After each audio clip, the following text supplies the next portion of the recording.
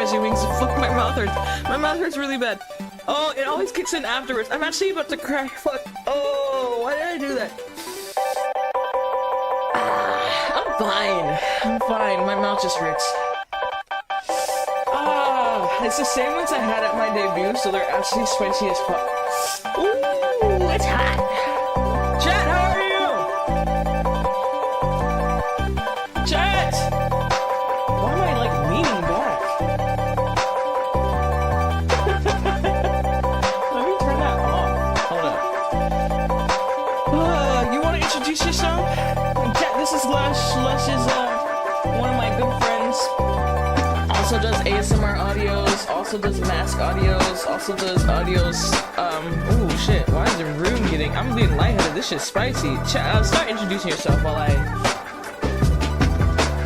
oh, hello, oh, right, sorry chat. Okay, well you didn't hear me say I just had the spicy wings I had at my debut again and my mouth was hurting, but now it's kind of calmed down, so, is it off now? Yeah.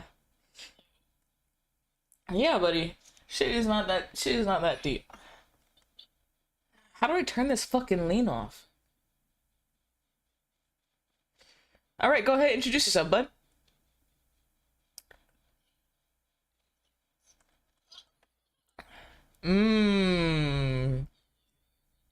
Chat, did y'all like that?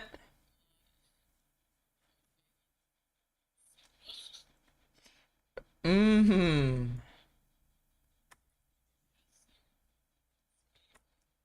is that on? Oh, wait a second.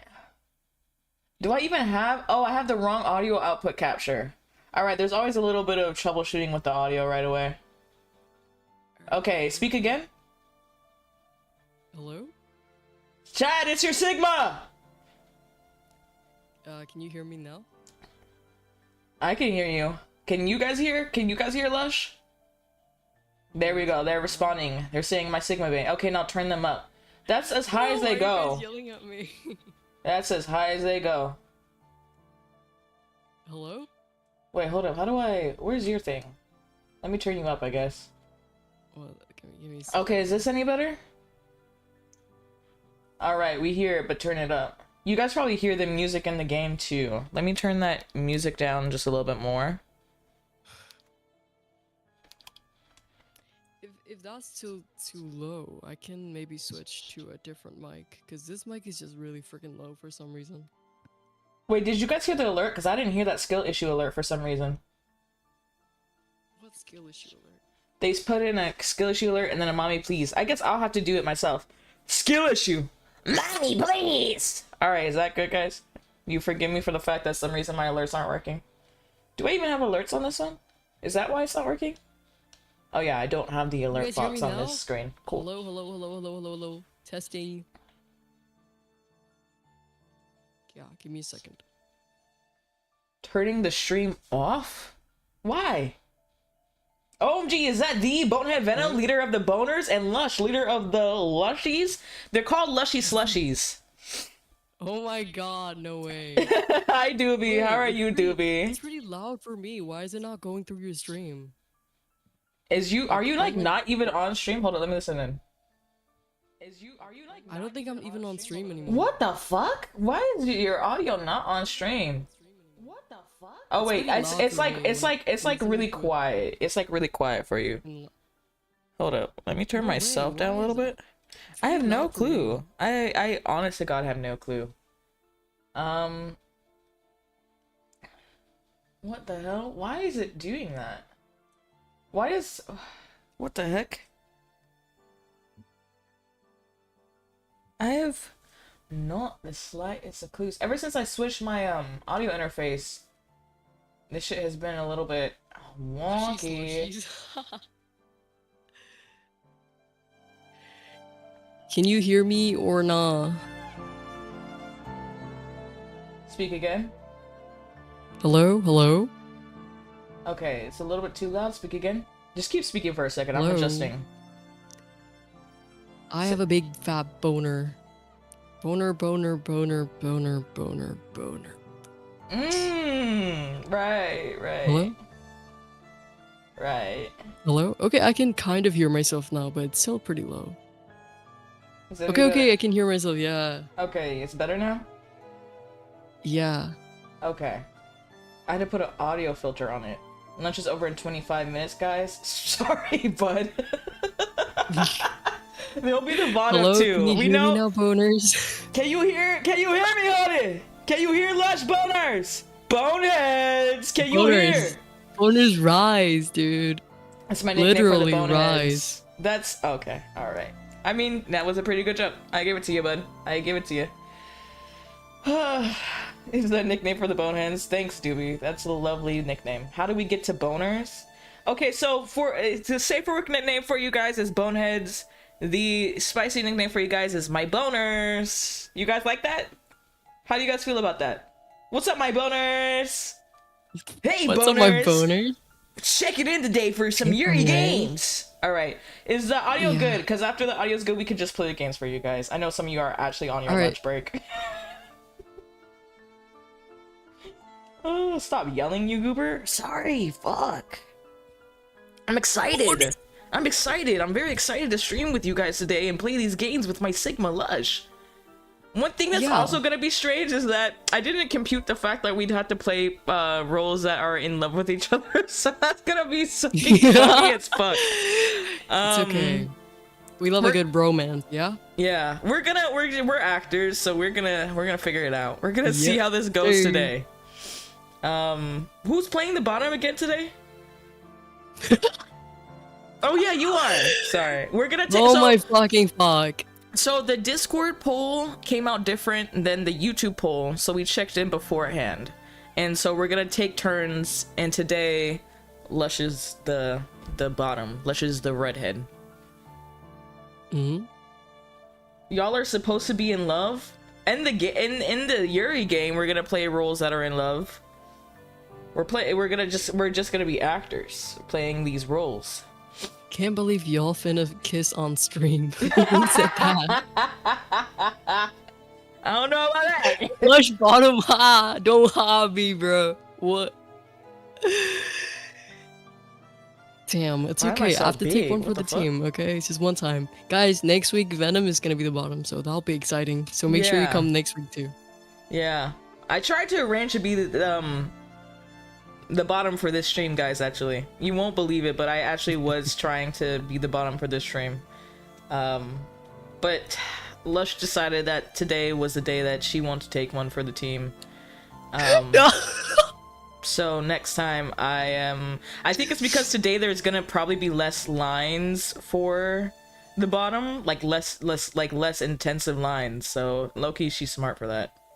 Low-key she's smart for that. All right, dude, let's get into the game. Like I think my shoulder's bulging. Yeah. Okay. Hurry up and play. I'm finna get homophobic. It's crazy. Yeah. Gonna say a slur. Hurry up. Fine. Okay, we'll switch to the fucking game. We just had to make sure the audio was good. Audio's fine, right? Let us know if it's not. Let us know if it's not. If you don't tell us, that's homophobia as well, and not the fun kind. Not the fun kind. The kind where I will be sad. Is my audio like blowing in the pussy out the mic, by the way, guys? What? That's what I call it when I peak. I call it blowing my mic's pussy out. I think the music can be a little quieter personally. Okay. What the Thank you. Okay. We love feedback. Okay. Greatly appreciate feedback. Okay. Everybody sound good. Okay, great. We'll start. We sound good. Okay. Oh yeah. Faster. Okay. Oh. Sorry. Okay. Faster, do you wanna take this? Mickey. How do you say her name? How do you even pronounce that? Mika? Micah. I think it's Micah. Oh, I think it's Micah. Faster, Yeah, Micah. Faster. You have to keep moving or else. Oh God, they're gaining on us. Micah ran through the forest as quickly as her legs would carry her, which, given how exhausted she felt, was not very. These sounds are kind of loud, aren't they? Yeah, it's kind of like covering up my voice. Okay, return. And we don't want that, right? We want. She tried to obey Henny's orders, fearful both of letting her friend down and of the shadowy figures who pursued them, but her body refused to listen. Her legs felt numb and insensible, as unfeeling as marble, but far, far weaker. It was through nothing but sheer force of will that she was able to keep going, for all her strength had already abandoned her. Though Micah continued to run, staggering blindly through the fog, she feared it was already a lost cause. She was but a young woman, slender, and while not very short, quite unaccustomed to exerting herself.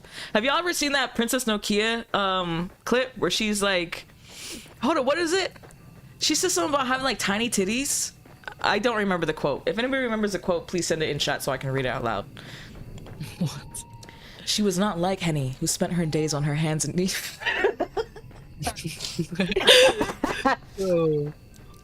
She was not like Henny, who spent her days on her hands and knees, polishing the floors and blacking the fireplaces.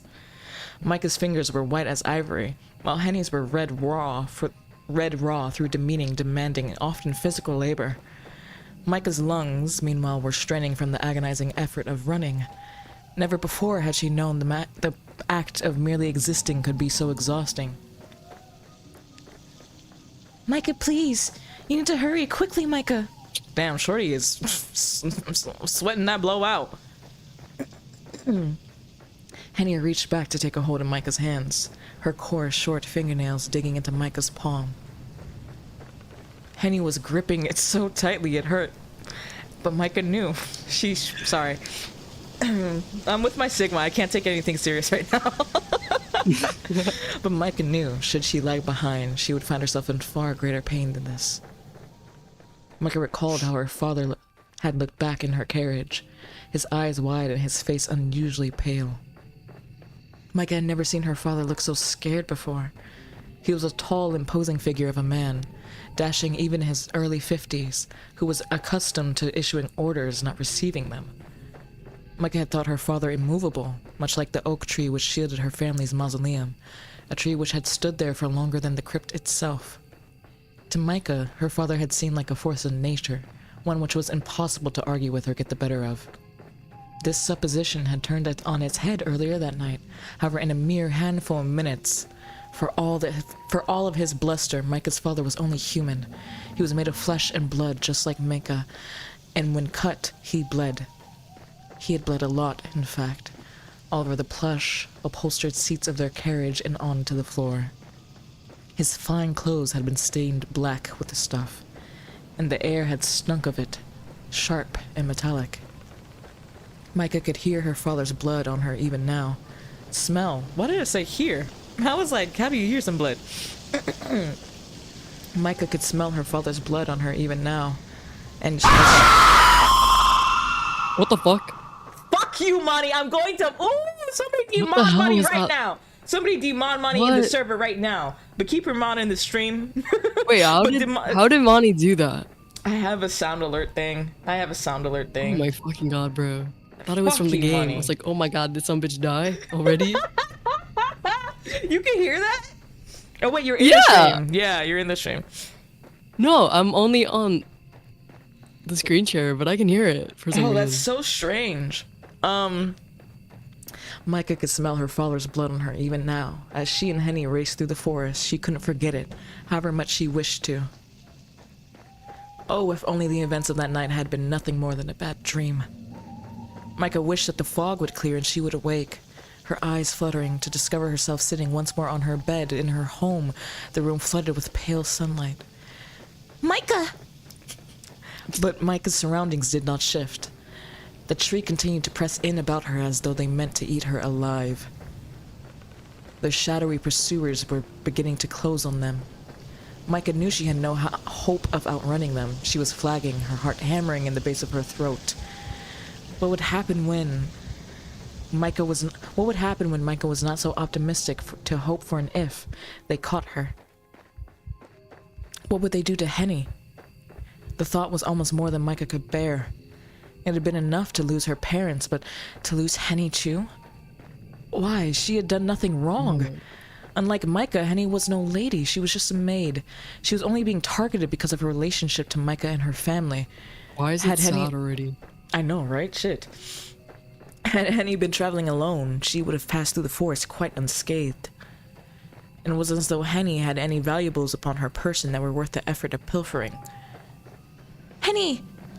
Oh wait, that was you. My fault. Henny. Henny. Why do you sound breedable, bro? Just read it. Oh my god! Micah, narrator yapping? Okay, guys, not too much. Micah appealed to her maid between sharp gasps of air, which pierced her lungs as keenly as knitting needles. Please, let go.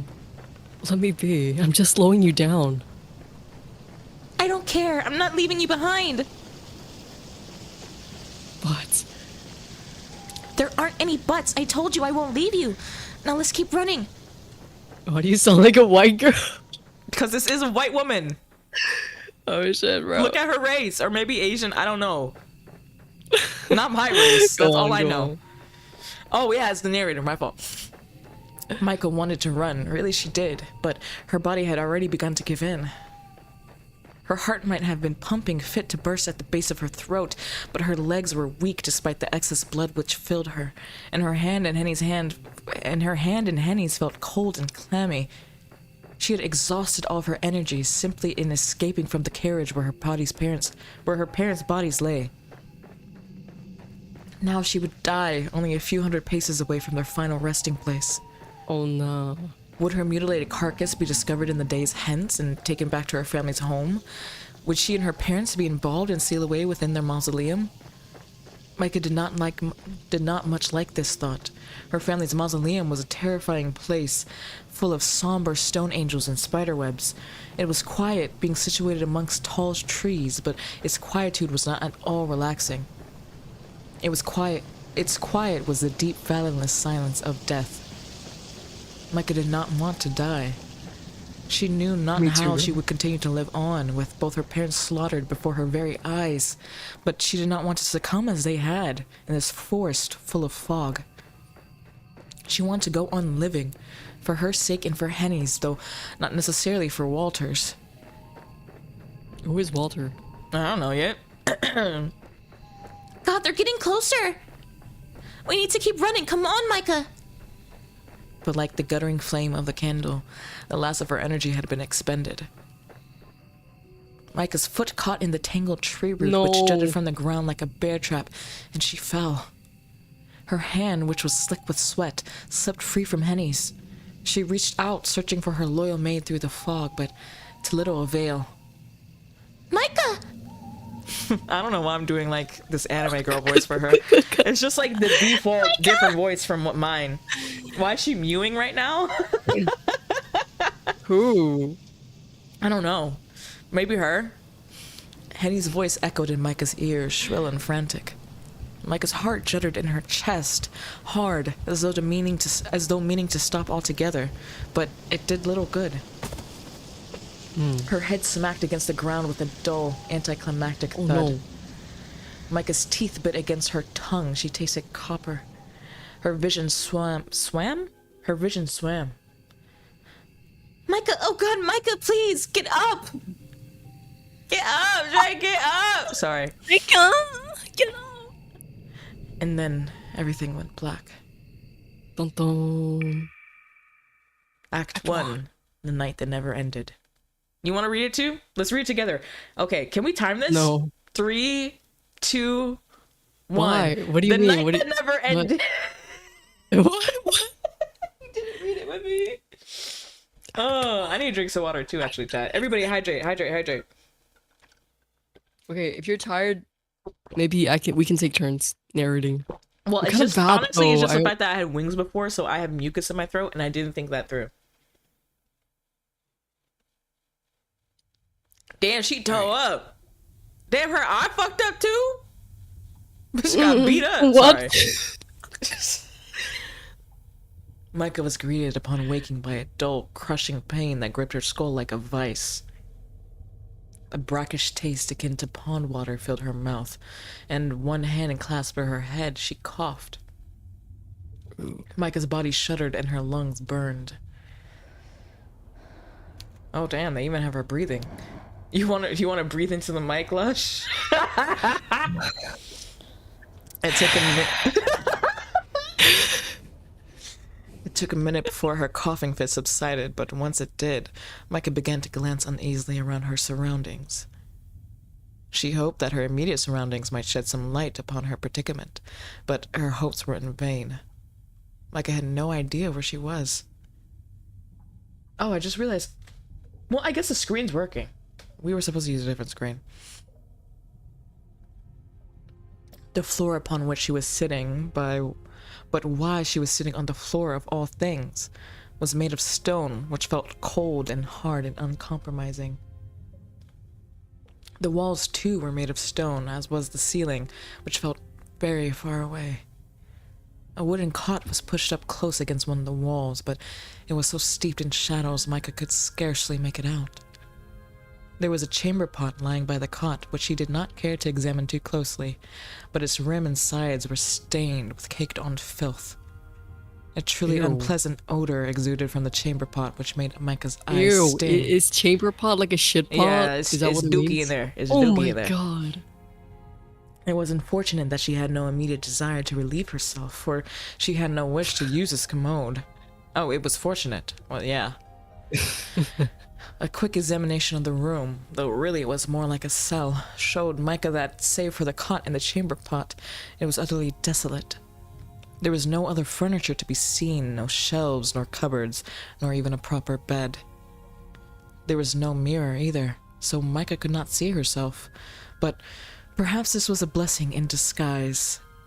Micah doubted she would be at her best, given she was in so much pain, and she was so very exhausted.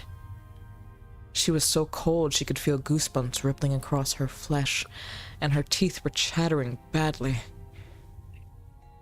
Micah wound her arms around her middle and shivered sadly. It was not only the chamber pot that stunk, it was the very air itself that was rank, heavy with the stench of unwashed bodies and general decay. This room, no, she was sure this was a cell, reeked of death. How had she come to such a place? Damn, her eye keeps squinting. She fucked that eye up. What had happened to her? Micah could not remember sitting alongside her mother and her father in their carriage as it bore them through the forest, and then... There, at this most pivotal moment, her memory failed her. Micah could recall nothing else. Had her parents been there, they would have given her instructions. They always seemed to know what Micah ought to be doing at any given time, but they were not there, and neither was Henny. Oh, Henny. Micah was all alone. Henny had been with her, Micah was certain before. Before what? Why could she not remember anything? Damn, she hit that head hard as fuck. Come a little closer to the mic. Okay. Oh, Micah thought sorrowfully. Well, also I'm talking a little more quiet than my normal voice, so let me turn myself up just a little bit. Let me know if audio is fucked up. That ASMR experience. Yeah, they do. Oh, Micah thought sorrowfully. If only she was made of stone, then perhaps her head would not hurt so much. It really did feel that her skull might explode, not from the pain, though the pain still remained, but from raw, unbridled fear. Micah had often dreamed of stealing away from her parents' home to embark upon a brand new life, unfettered by expectations, but she never wished for this. Tears began to trickle down Micah's cheeks in crystalline droplets.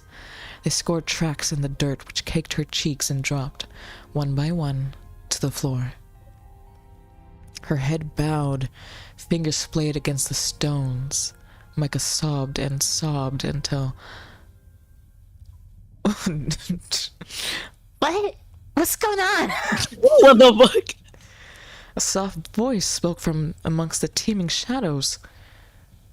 Micah could not see the speaker. She could scarcely see at all, given the darkness, and now her own tears, but she recognized its familiar cadence. The voice belonged to Henny. Micah's dear friend was here too, and this stone stele was smelled of death, and though Micah feared for Henny, she could feel relief bubbling up inside her. She was not alone after all. You finally have a line. Oh. Henny? Micah crawled forth on her hands and knees, being too exhausted to stand, as she stared into the shadows. Henny? Is that you? Micah? Oh, wait. Sorry. Wait, that was me. That was me. I got confused for a second. I got confused. Bro, look. They're in a life or death situation. I'm sure she wouldn't be talking. Micah? Sorry. I just don't Bro, know what they're voice trapped in a because like, I'm looking at her face and I don't know. I mean, she probably would have a British voice. Yo, actually, when I saw the screenshot of her, I was like, I wish Grim was here because this person looks British. This woman looks British. Oh a my shaft God, of moonlight dude. spilled through their singular barred window, hewn high into the wall of their cell, and finally, Micah was afforded a view of her maid. Through Crescent Henrique, Micah had always called her Crescent Henrique? Henrique? The hell is that? Micah had always called her beloved maid Henny. It seemed more appropriate for such a cheery woman, for Henny, come rain or shine, was rarely seen without a smile. Henny was not smiling now, however. She was sitting upon the wooden cot. She was sitting on that cot, sorry. She was sitting upon the wooden cot which Micah had first spied, her head bent. Henny's face looked woefully weary, and it had lost much of its usual pinkness. Her apron, once white, was now stained and sullied with dirt. Henny's shoes had been black and sensible. Now they were mired with filth. Mired? Now they were mired in filth, and her socks were rucked up about her ankles. Henny's hands, which she held at her front, were trembling like those of a woman thrice her age. She looked an awful sight, but Micah knew she could hardly have been any better herself. Henny's hair might have been a mess, but she kept it short. At least she kept it short. There was not so much Whoa. Bro, I could not read. Why the camera checking her out? I was thinking that because it was titties, but I didn't want to be inappropriate. But since y'all said it, I was like, damn, she got a rock on her. My fault. There was not so very much There was not so very much of Henny's dark tresses to be worked into a state of disorder. Micah's own hair, meanwhile, was very long and curly, and though she had worn it in a chignon, she could now feel it straggling loosely about her shoulders. Sean? I think so. The back of her neck prickled, either from the cold or from the dislodged hairpin or two. Perhaps that was why Henny stared at Micah so, when she regained her own sense of equilibrium, as though she seen a ghost. She had seen? Is that what I just said? As though she had seen a ghost. My God, Okay, Micah! I can't, bro. Henny looked so alarmed, Micah almost felt ashamed. Micah was no stranger to shame. She felt it frequently, in fact, when she was with her mother, but it rarely raised its ugly head in Henny's presence. Since Micah's girlhood, Henny had been her one staunch, steadfast companion. What's going on with my mouth right now, guys? I just can't read. Who playing with my voodoo doll mouth? Stop that! Stop that! Put that voodoo doll down! Put that goddamn voodoo doll down! I need to read! Stop playing with its mouth!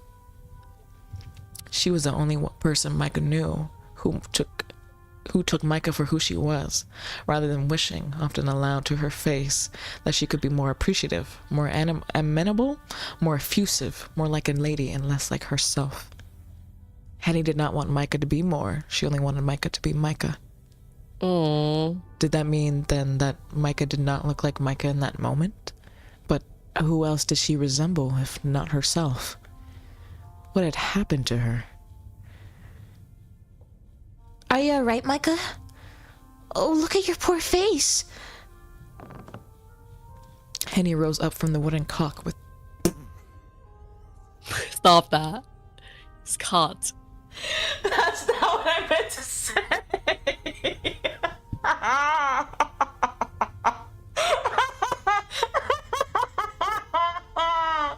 Bro, reading's hard. What the fuck? I haven't read.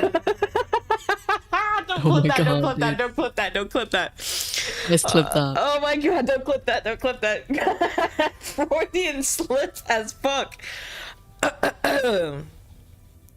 Henny rose from the wooden cot, which creaked, and crouched before her friend. Sorry, that was a crazy fumble. I can't stop laughing. Lunch break is over. No, guys, it's not over yet. It's not over yet. Just give me a second. Just give me a chat. Did I say cock? What the fuck? Oh my god, I'm actually crying real life tears. Chat, we need to lock in now. We laughed. We need to lock in now.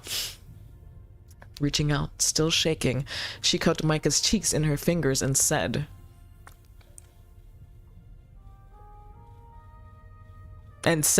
oh wait, that's me? Yes. You're bleeding. Thanks. I am?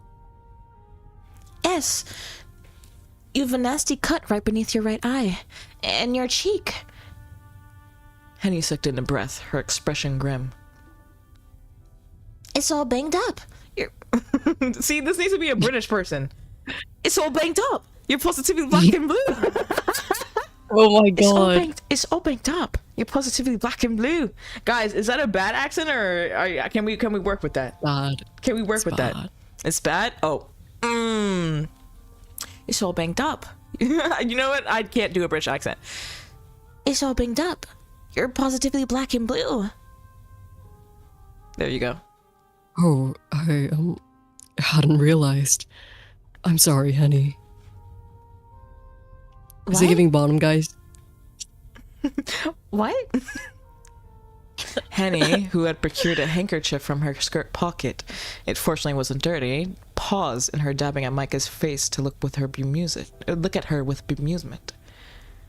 Why are you We gotta workshop this voice for Henny. Do you got a voice for Henny? Why don't you try a voice for Henny? Let's see if they like your voice more.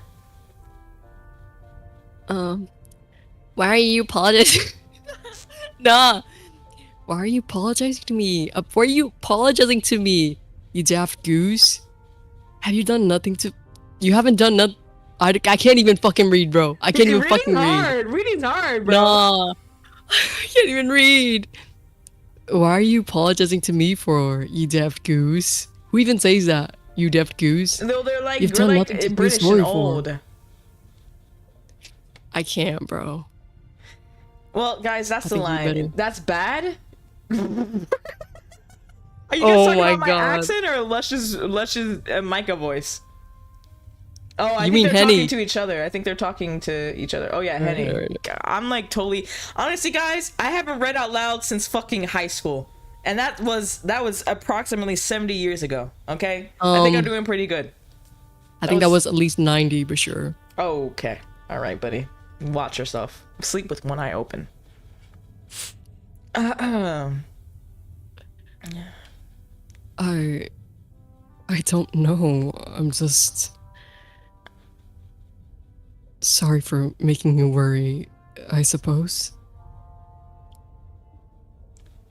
Venom's blacked out me side? What are we talking about? You read scripts, you fool. And listen, it takes a while. Also, the scripts are just all there. This is like line by line. It's a little bit overwhelming. You know what? You guys want this? So you guys do it. I'll hop in a Discord call right now and y'all can read this yourselves. Who wants to do that? Who wants to read this for me? Why are you beefing with your viewers? Why not? Because they beef with me. They on smoke. They on smoke all the time. Oh my god, you boners are so silly. It's the Yuri lunch. Right. Y'all lesbians, go ahead. I'll hop in a Discord call right now and y'all can read out loud.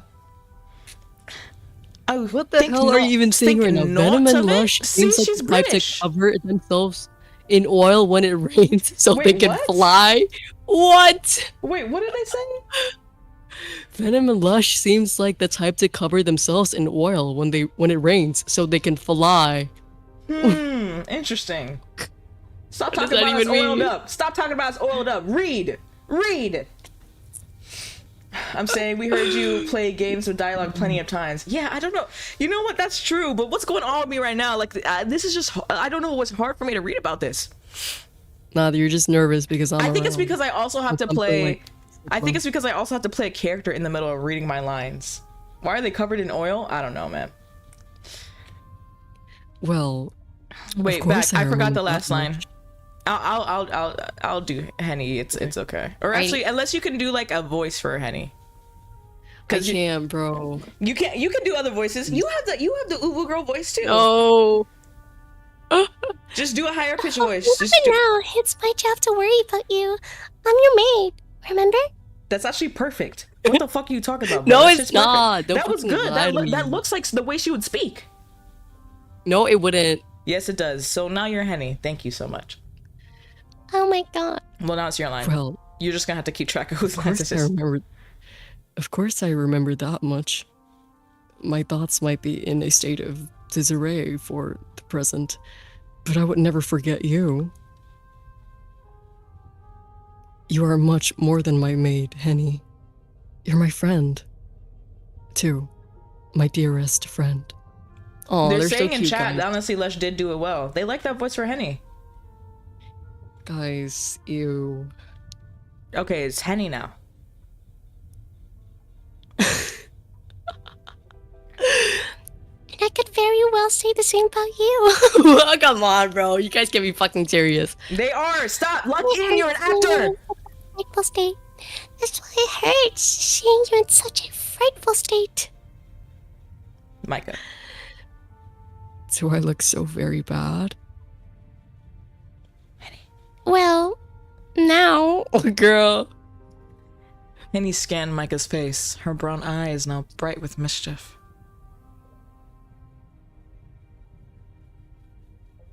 Lush. Oh, sorry. That depends on how honest you want me to be.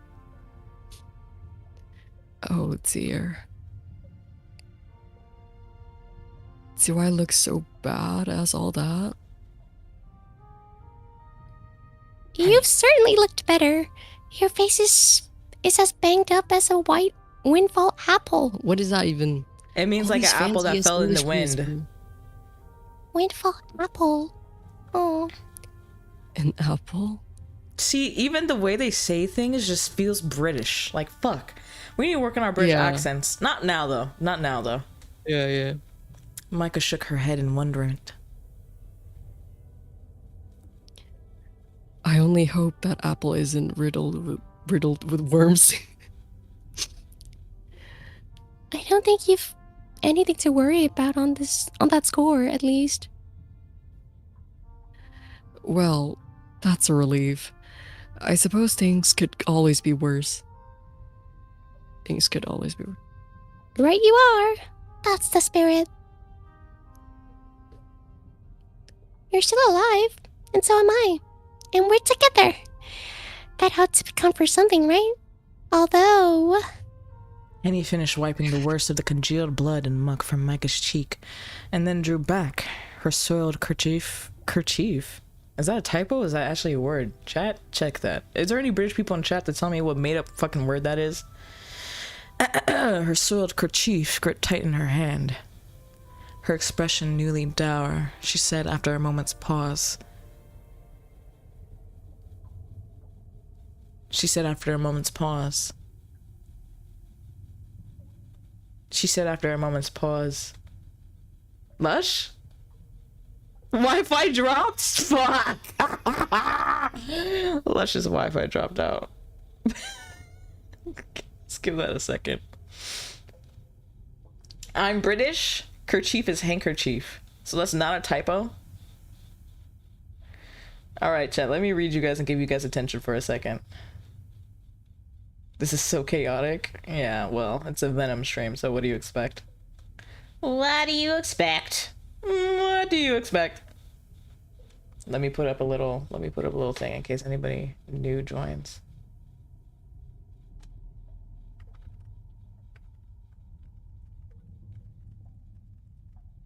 All right. And then let's resize that.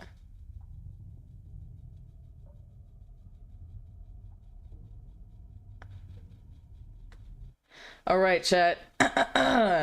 What do you think so far of this reading? Wow. Welcome back. You're back actually not- already. Okay, did we just go? Somebody asked, would you rather be covered in baby oil or face your fears? I would rather die. No option of death. Covered in baby oil or what? Or face your fears. I don't understand what that comparison is. Well, there's nothing wrong about being covered in baby oil. It's very moisturizing. It's very moisturizing. Yeah, I would be oiled up, yeah. Yeah. I'm black, so I'd be covered in oil all the time anyway, just to What? moisturize. Just to moisturize. That's a thing. Black people love coconut Is oil. that a thing? Yeah, we love coconut oil. We love moisturizing with coconut oil. Damn. So Yeah. you're always oiled up? Yep. I'm oiled up right now. Yep. I'm oiled up all the time. I'm ready to go. Can we expect a British accent next stream? Probably not. Sorry, Han Pino. I wish we could do it, but I think both of our British accents are bad. Actually, Lush, you want to try a British accent? No, bro. I'm barely keeping up with this one alone. No, I just mean like to show us what it is. I don't mean like doing it right, like for the reading. I just mean like show us your British accent. No, it's really bad. Trust me. No. I'm barely keeping up with this one. Doobie, yes, the accent master. We could use a Doobie. Thank you. Is Doobie in? Huh? Is Doobie in chat? Yeah, Doobie's in chat. Doobie's in Twitch chat. Oh, okay. I can't see Twitch chat, so hello, Doobie. Luscious, hi. All right, let's. I'm so nervous. Why are you guys talking about oil? read that. Focus on the game now. We're back in the game. Okay. Do I still do the voice? Oh my god. I am afraid that your parents might have been so fortunate. Is this how you're gonna break the news? The news? What? Micah's heart leapt in her chest at the somber announcement. What happened to them, Henny? Do you know what's going on? Ooh, let's turn that up just a little bit. Oh yeah, the heartbeat. You don't? I recall that we were traveling to Augsburg to visit my fiance, but as for how we came here... Micah closed her eyes in hope of remembering something, but again, nothing came. Her mind remained stubbornly blank, as featureless as a snowy field, all with Flora blanketed in untrammeled whiteness. I'm afraid I cannot remember.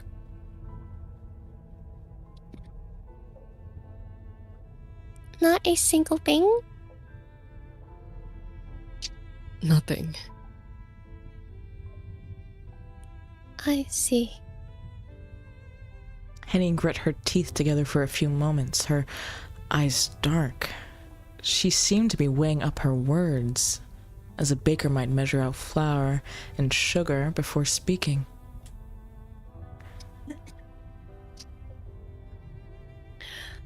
That's not such a surprise, I suppose. You hit your head pretty hard back there. Are you using a voice mod, or is that actually your voice right now? This is actually my voice, Ro. What do you mean? That's crazy. Okay, go ahead. It might be for the best that you can remember all of the gory details. I wish I could forget what happened to myself, but... Henny's voice trailed away as, awkwardly, she gripped her kerchief. That kerchief had been the only clean thing in Micah and Henny's cell, but now it too was ruined, streaked with brown and red. How deep was the cut that Micah had sustained, and how much had she bled? This too remained a mystery. Micah did not know. There seemed much, all of a sudden, she was ignorant of. She felt so very unworldly, she might as well have been a little girl again, enthused after she had successfully stolen the key to her family's mausoleum. Micah had not known, as she stood in the chill entrance of the mausoleum, that she was about to lower herself into subterranean world of death and decay, though part of her had wondered. Henny? Micah took Henny's hand in her own, her cracked fingernails digging into her skin. What happened? Tell me, please. I want to know. Yes, I thought you might. That does make up a thing. Wait. That does make things somewhat complicated, though. I don't want. Oh my fucking god. I don't want to be the bearer of bad news. Just promise you won't take things against me, bro. What? Fuck, bro. Oh my god, I'm fucking crashing out, bro. Just promise you won't take against me for what I'm about to tell you. I've gone through a lot tonight already, and that would be the last straw to break the camel's back. Oh god. Henny, please. You should know that this is trivial concern. Trivial concern. I'm fully aware that none of this is your fault. You have only ever sought to protect me. I have no better friend than you. Not in all the world.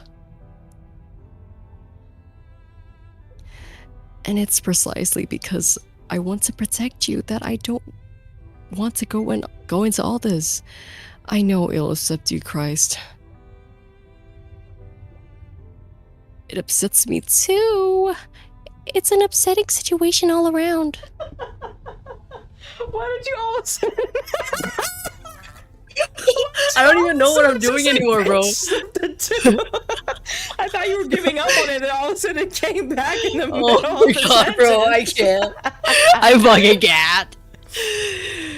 Oh my god. More like, Do I still keep going with that voice? Do you want me to do Henny now? Do you want me to do Henny? Yes, again? please, God. Okay, well, since you said please. What the fuck? It's rotten, really, what people are capable of, but... Henny Oh my God, you're doing paused. much She better. sucked in a breath. Then, in a calmer tone, she said, "Just how much do you want to know?" Oh god. How much is there to know? Oh, I remember everything. I'll always remember tonight, I expect. It made quite the impression. Horrible things always do. Oh dear. Are things truly that dire? They're pretty bad, yes. How do you pronounce that? Abridged? Yep, you got it. Give me an abridged account. Then I've no need to hear everything. Right you are. Henny bowed her head in acquiescence? I think that is Big acquiescence. words, bro. What is up with all these big ass words, bro? Bro, my brain cell is really not that big, bro. This is why I hate British people. I'm joking. I'm joking. Her face half swallowed by the joking. shadows. The beam of light which had penetrated their drab cell had long since been extinguished, the moon obscured beneath the rolling fog. It was so cold in their cell, Micah could not cease her shivers. Even her teeth felt cold, like shards of ice implanted into her gums. Henny's proximity served as something of a comfort, but it could not rid Micah of her trepidation. She knew, once Henny relayed the past events to her, her life would no longer be the same. Everything would change. It was changing already, in fact, so quickly that Micah had hardly a chance to gather her bearings. She felt lost, adrift, and hopelessly afraid. I'm so sorry to tell you this, Micah, but during our travels, the carriage... well... Oh no. It was attacked by bandits. No. What? No. Yes, they came creeping out of the fog like... I don't know, monsters from a children's story maybe, but much scarier. They waylaid the carriage, then stormed it. They drew out their daggers and threatened your father when he refused to comply, well... Henny's expression twisted. They stabbed him. Oh shit. You already know that happened, What? Lush. What? You already know that happened. You were there from when we said that she remembered there being blood in the carriage. Oh. Why you? No. It's But your to hear line. it like in words. What? What? Oh no! Micah stared. She had expected as much before Henny began her gruesome tale, but the news still shook her. Evidently, she had not been half so prepared to hear the worst as she had she had not been half so prepared to hear the worst as she imagined. Oh God, Papa, really? Not my Papa. Not my Papa. My poor Papa. You lie, Papa. Don't tell me he didn't. Lock in on these lines, bro. You're making me laugh. Bro, I am locking in. What do you mean? I'm like so locked in. Come on. I'm sorry, but... Henny sniffed. It's as you're probably suspecting. His wound was a deep one and he died. Oh, Dad? My Papa. Dad? Jesus, wow, that's a... Dead as a doornail, I'm afraid. I didn't hang around to see what happened, but, well... It was all over so That's quickly, I don't think he suffered, over. at least. Girl, you're not making it any better. And my mama? What hurt her? Don't tell me she also... Henny didn't reply, but the discomfort which crossed her face left Micah with no doubts as to her mother's fate. In one brief night, both of Micah's parents had been slaughtered. Oh. Now she was an orphan. Can you be an orphan when you're a grown adult? Oh, right. And what of us, Henny? How did we escape? I find it hard to believe that the bandits would just let us go. Monty said, she said, your daddy dead as fuck, as actually. Your daddy dead as fuck, actually. Dead as hell. Dead as hell. Now Which she was shoes an you got orphan. on? Didn't we just say now she was an orphan? Okay, yeah, Oh, yeah. now she was an orphan. Wait, did you already read this line? Yes. Okay. Oh, I'm sure we would have joined your parents if we had sat still like good little girls, but I didn't want to do Little that. girls. I took your hand while they were busy with your mother and we ran away. Busy with your mother is crazy. We fled through the woods, but the bandits took chase pretty darn quick. It was very dark and the fog was thick and I could hardly see what was happening. At one point you tripped and you fell. That's how you got that nasty cut on your poor forehead. And I was dragged down with you. We lay there on the ground in the dirt while the bandits tramped about looking for us. I figured we were both a couple of goners. I'd started to say my prayers to the Lord Almighty, but then... We survived. Yes, we survived. This, Micah supposed, was not such a surprise, and went without saying, really, that they had survived. Otherwise, they would not have been sitting in this ghastly cell, speaking to one another. Either the bandits had spared them, which seemed unlikely, or somebody had come to their defense. Who would have been wandering the woods so very late at night, however? Micah could hardly credit it. Their escape must have been the stuff that fantasies were made of. Do you know how we escaped, Henny? I know what my eyes saw, but if my eyes can be trusted or not, well, that's another matter altogether. I think I might have bumped my head myself. It was all so peculiar. At the time, it seemed like a miracle, but looking back on it, that ain't the right word. Miracle suggests God and all his angels, but there is not holy about this. It was a right proper mess, really. A total bloodbath. Blood? Yes, there was blood, and lots of it. It's hard for me to explain, but all I know is one moment we're sprawled upon the dirt, you unconscious, I half out of my mind with fright as the bandits approached.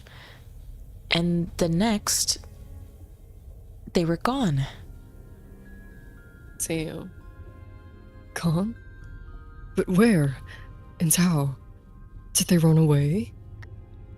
Not necessarily, not of their own free will. The fog parted, you see, and then this figure, this woman, she appeared so quick, it was like she'd sprung from the earth.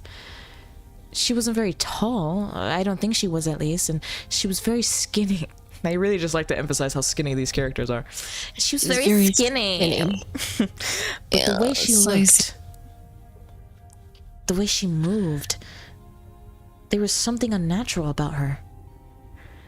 I didn't get a very good look at what happened next, but I saw her go after those bandits. I think there were at least 4 of them, but the woman soon took care of them. There was so much blood and a lot of mud. It stunk to high heaven, it did. Brought tears to my eyes. That woman, though, the woman in white, she didn't seem fussed at all. She stood there when she had finished, beneath the moon, like nothing happened, and then... Henny pressed her fingers to her brow and, overwhelmed, shook her head. I don't remember anything after that. I think I must have fainted. When I finally woke up, I found myself here. It was your crying that woke me up. I've never been able to rest easy while you're in tears, Micah. She's such a nice person. Yes, I know. You've always been so good and so kind. Thank you, Henny. Micah chanced to smile, though the muscles about her mouth felt atrophied, worn away following the news of her parents' demise. Elaine. I've no idea what I would do without you. It sounds like you saved me. From the bandits, I suppose I did. But it wasn't much use when you took that nasty spell.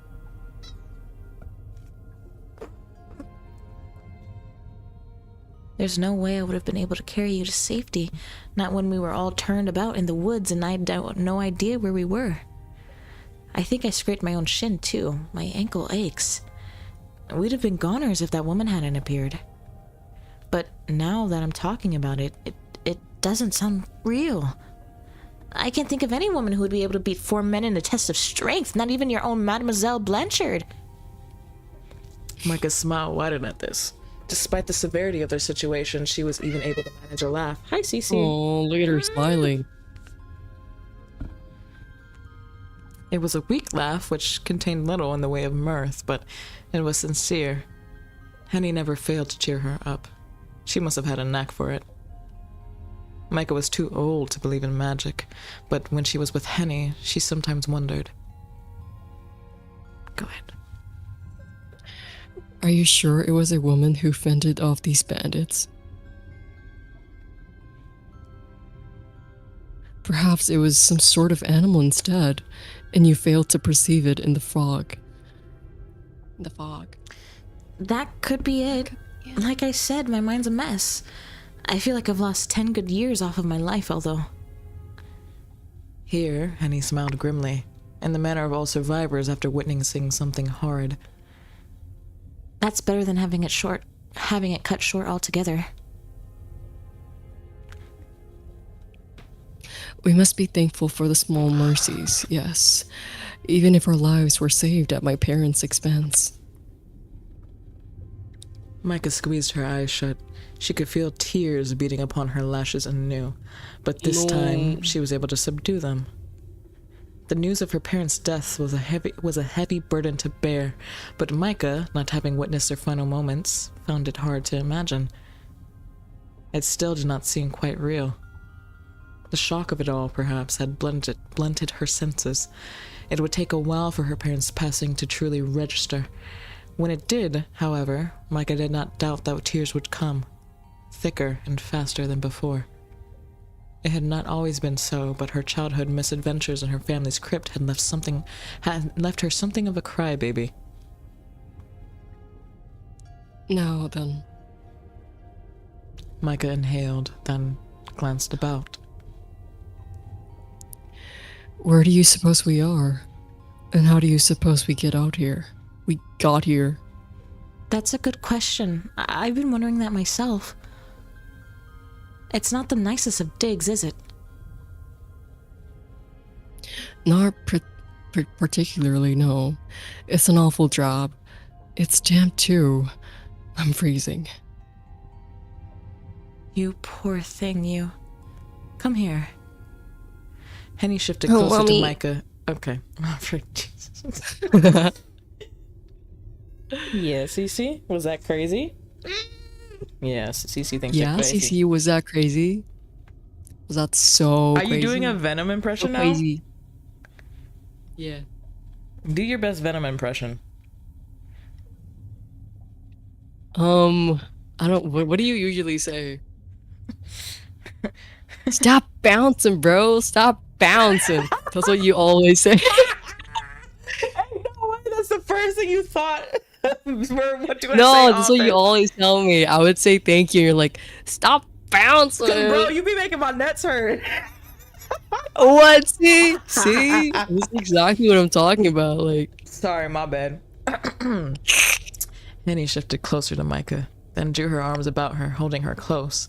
She glanced about.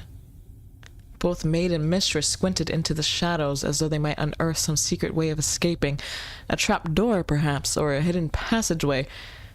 But to Micah's disappointment, she found the cell quite unchanged.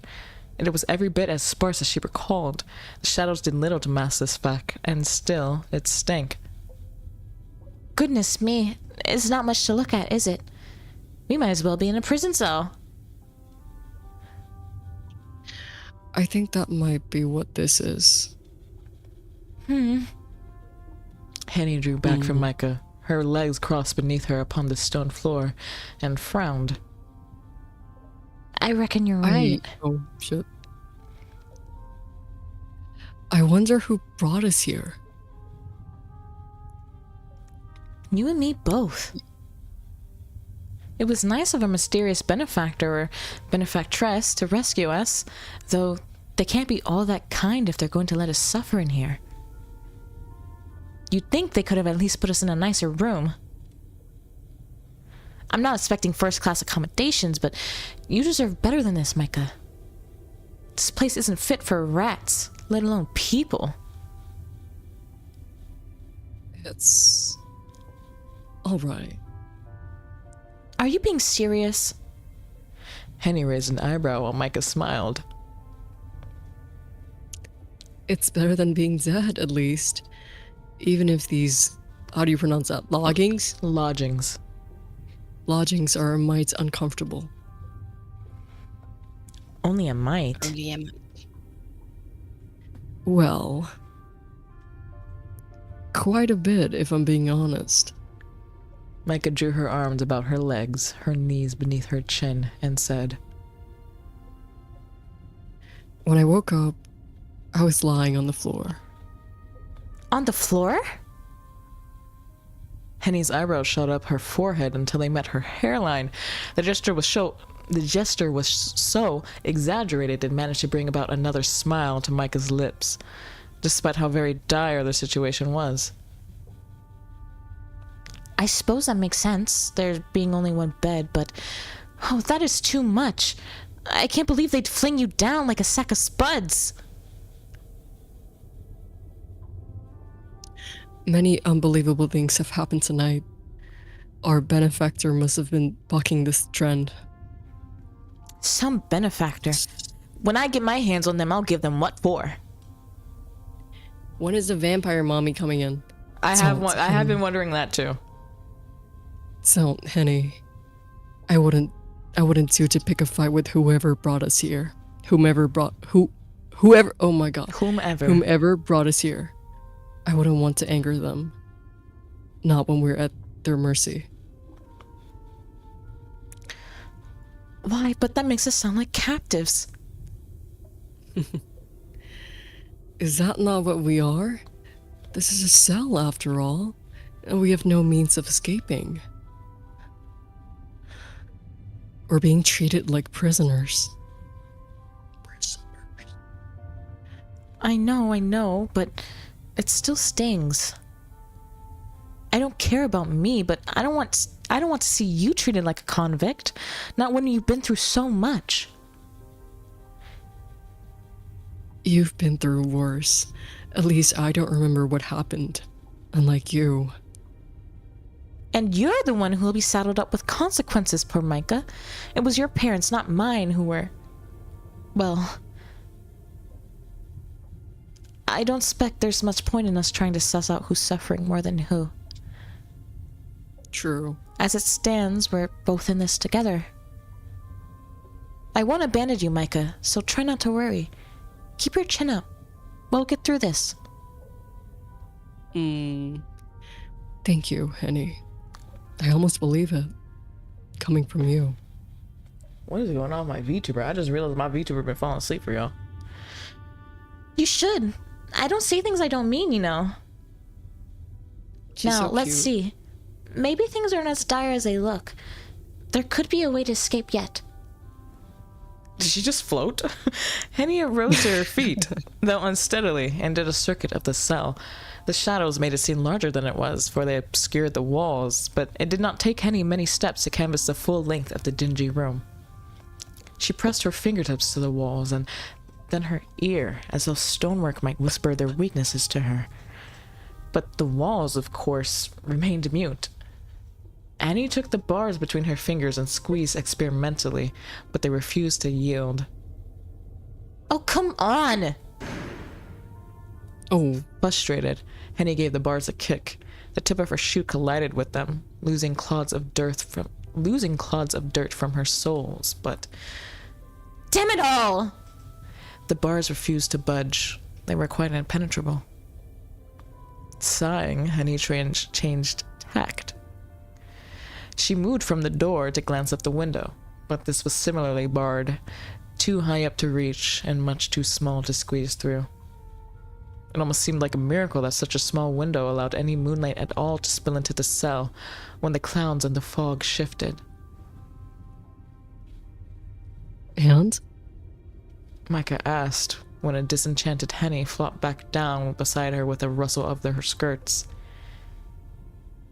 Did you uncover anything? Not all except the sex. Not all except the facts. Jesus Christ, fucking British people. What are these sayings, bro? Not all except the fact that we're more trapped than we thought. I thought you might have come up to that conclusion, yes. God. Henny kicked off her right shoe, then began to massage her feet, which had begun to throb. This is a rum situation. I wonder what we're to do. I don't think there's much we can do other than wait. I suppose you're right. I can't say I like the thought of that, though. We're sitting ducks here. I feel we ought to be taking some kind of action. Henny looked about the cell once more, then sighed. But Come on, I'm vampire drawing a mommy, blank show here. up. But I'm drawing a blank here. I can't think of anything we could do. I'm sorry for being so hopeless, Micah.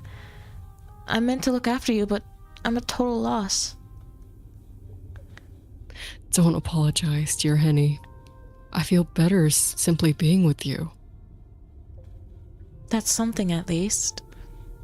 I wish I could be of some real use, though.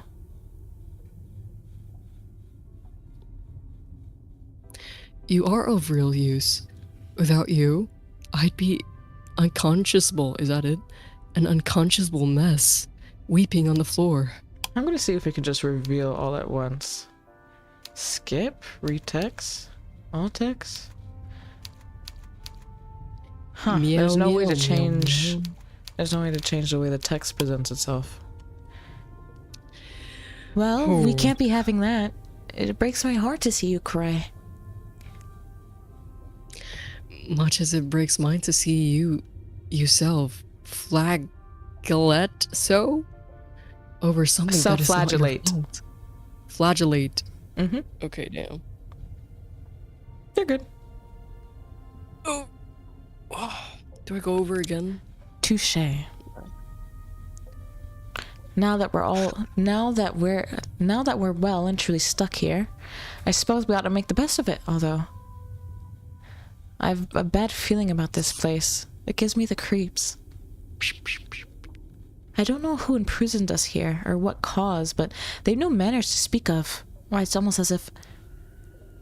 Henny began, but she found herself unable to finish this sentence. Oh, y'all didn't hear it, but there was a scream, I think. You want to turn up text speed in the options? Great. Auto delay? Let's turn that down. Let's make it a little bit hard to read.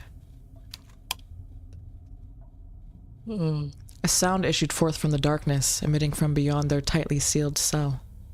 It was a faint sound, but Henny still heard it, hovering in the sour and musty air. It sounded like a scream. I'll do the scream for you guys, since you probably didn't hear it. Go. Good God! What in the world was that? I suppose that was just the wind? Girl, that cannot be just the wind. Do you really think... Do you... Are you gonna do the scream? I did it already. Oh, did you not hear it? Really? No, Oh, I think wow. it peaked or something. Do you really think so? Yes, I imagine. Micah answered in the affirmative, though deep down, both she and Henny knew the truth. That had not been the wind. It was too raw, too pained, and though faint, unmistakably human. With no obvious way of escape and very little to do, Micah and Henny had no choice but to idle their time away. They sat upon the floor together with their legs folded primly, like two little girls conducting a make-believe tea party. Henny had, at first, balked at the thought of her mistress sitting on the stone like a plebeian, but Micah's dress was already so dirty it didn't matter. The two women did not, however, abandon themselves to inertia. Henny knew they had to do something to take their minds off the ghastly predicament. Fortunately, Henny was not empty-handed. She had in her pocket, alongside the kerchief she had used to wipe Micah's cheek, a pack of cards. These cards were worn and bent at the corners, but they remained perfectly functional. For want of a better way to use their time, Henny proposed to Micah a game of Joker, a game which Micah agreed to. The two women played several rounds of Joker, examining their decks and dispensing the cards. The game did not require a great degree of tactical thinking, but it helped alleviate some of Micah's worries. It could not, alas, alleviate the cold, but Micah had been shivering for so long she had almost grown accustomed to it. She had been in the dank, miserable cell for so long she could scarcely remember how it even felt to be warm. Had her journey through Augsburg continued unimpeded, she would now be sitting by the fire in Walter Gerhardt's living room, or else tucked up in one of the many guest rooms he had, So with a warming pan Walter's at her her feet. fiance. I see. Did you get that from this? Yeah. Wow. No, is it not? I don't know. I don't know anything about this game. I just picked it because it was a Yuri and it didn't have just two really feminine women in maid uniforms. A bunch of the Yuri online is just really femmes. Yeah, because they said they were going to her fiance. So, Oh, yeah, I didn't Walter see is that part definitely for some her reason. fiance. Huh. I just read it out loud. I think I didn't even process what I said. Damn. Both Augsburg and Walter Gerhardt seemed very far away to Micah now, though being confined thus in a prison cell. How long had she been sitting with Henny on the floor, shivering? Micah did not know. She could not tell. Ow, my back. All Micah really knew, in her infinite ignorance, was that the night seemed hopelessly long. She, hopelessly small and insignificant. There was no clock in Micah's cell, and neither she nor Henny carried timepieces upon them. The only means Micah had of tracking their advancement of the hour was the sliver of sky she could see beyond the narrow window, situated high above her head. She could recall that the sky had been dark upon her waking. Are you whispering? Yeah. What are you whispering? No, I'm just whispering to myself. Go on, ignore that, bro. Stop. I didn't think you could. Why is my mic? Sorry, they just Oh distracted me God. for a second. I'm sorry. Hear that too? Oh my god, guys. Sorry, I'm just talking to myself. I'm just like, are you doing like an effect? Sorry. No, no. That's schizo. I'm joking. She could recall that the sky had been dark upon her waking, and it remained so now, 3 games of Joker later. The moon, which emerged from the fog at irregular intervals, shone its pallid light upon Micah's head and upon her hand of cards, lighting her Joker in its wide, rictus grin. Micah had never cared for the Joker in Henny's trust pack cards. His expression unnerved her. Every once in a while, as she played, Micah spared a few glances at the barred window above their head. Though she could not guess the hour, she knew it was late. It could have been the advanced hour of night, or it could have been, by the same token, the very, very early hours of the following morning. The calendar might have shifted already from one day to the next, but Micah was none the wiser. The sky was so dark, Micah found it hard to believe the sun would ever rise again. The darkness which abounded within her cell was so complete it seemed to have blotted out the very concept of morning altogether. She feared she would never again see the sun's golden rays, never again hear the twittering of the starlings in the trees which announced a brand new day. When did birds begin to chirp at beyond her bedroom window, anyway? Micah could not recall, but thought it must have been around 6 in the morning. Micah had gone to bed at 10 every night, like a dutiful daughter ought, but that she had often found it hard to sleep for a full, unbroken 8 hours. She would arise at odd hours at 1 or 2 or 3, her head full of thoughts, and often she found it hard to sleep again.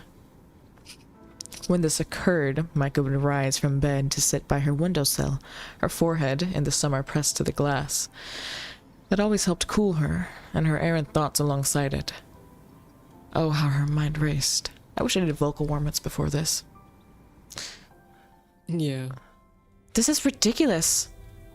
Henny groused, all while examining her cards. We ought to be at Herr Gerhardt's right now, safe as houses. We weren't so very far from Augsburg, at least I don't think we were, when we were attacked. Oh. See, okay, you know what? This is part of why I think it's hard to read these lines. Some of these lines aren't written how I feel like people speak. Maybe people used to speak like this, but I don't think people speak with this sort of interruption in the middle of it. We weren't so very far from Augsburg when we were attacked. At least I don't think we were. That feels more natural. This is written like a writer writes, but it isn't written like I feel like people speak. I also feel like they're dragging this a little bit. It is dragging a little bit. It is dragging a little bit. I get it. You're in the cell. They dragging my balls a little bit. Can we get action? Why did those bandits have to go after us? We were just unfortunate, I suppose. I can't imagine the bandits being meant to specifically target us. We just happened to be there. You're probably right, but goodness. Of all the awful luck. At least you've had a fair run during our game. You've beaten me out. Oh my god. You've beaten me out soundly during every single hand. Jeez, I'm so fucking bad. Dude. Well, that's true, I suppose. I should thank heaven for all small mercies, eh? That actually literally unintentionally came out a little bit British. I think it's just the way it's written. You just can't say it not British. Itching, actually? Yeah. Itching for action, right? I'm assuming that's what you're saying because I'm also itching for action.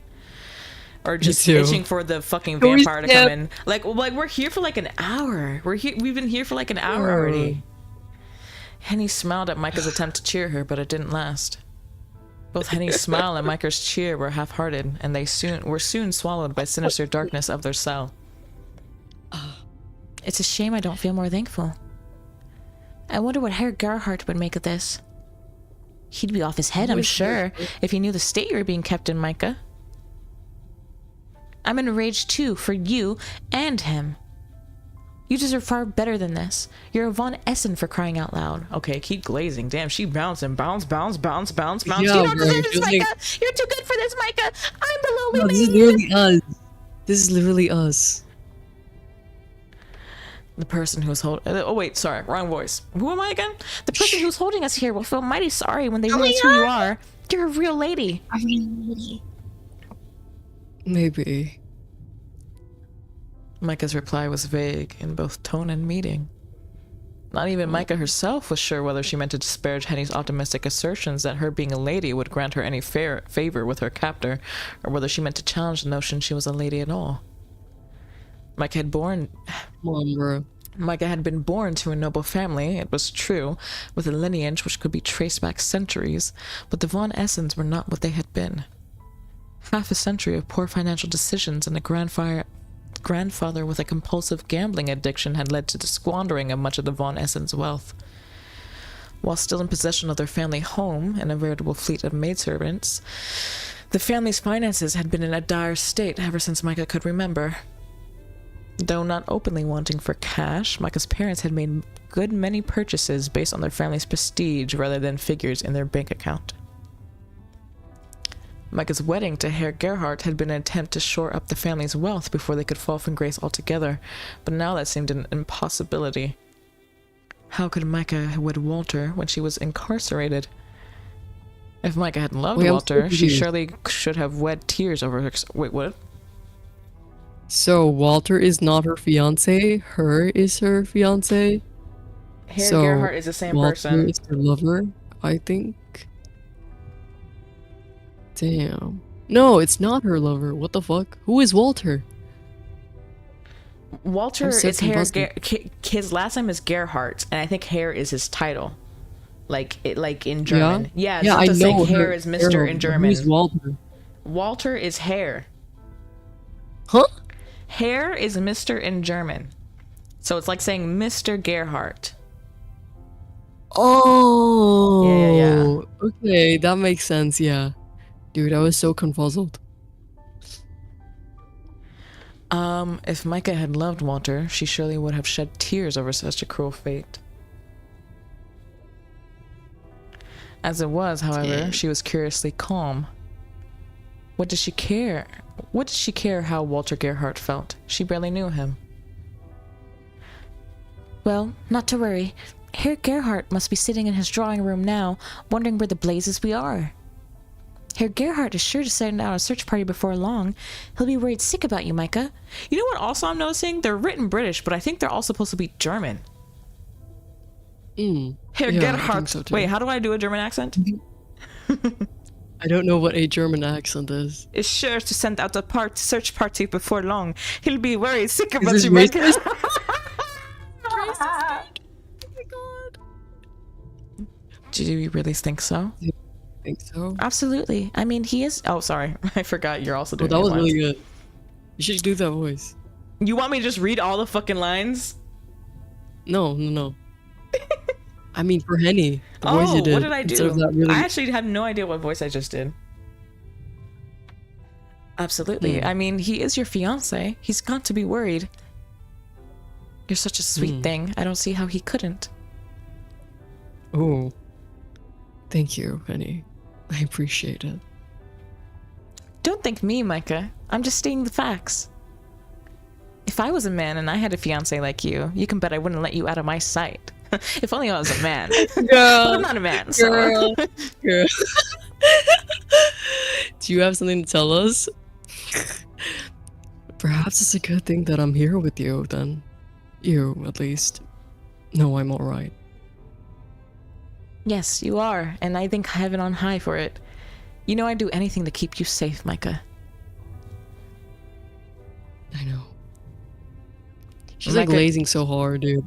I swear to God, she is just like bouncing on it. To be fair, I wouldn't mind her bouncing on it. Sorry, I didn't mean... Sorry, chat. Ignore what I just did. What? Micah could well believe that coming from Henny. When it came to Henny's claims about Walter, however, Micah was less certain. Ooh la la. Hey. What did she know about Walter, really, other than his age and his occupation and how fabulously excessively wealthy he was? Micah had met Walter only on 3 past occasions, and they'd exchanged almost as many words. The man was a stranger to her, and Micah's desire to marry him was inversely proportional with her parents' desire to see her walking down the aisle.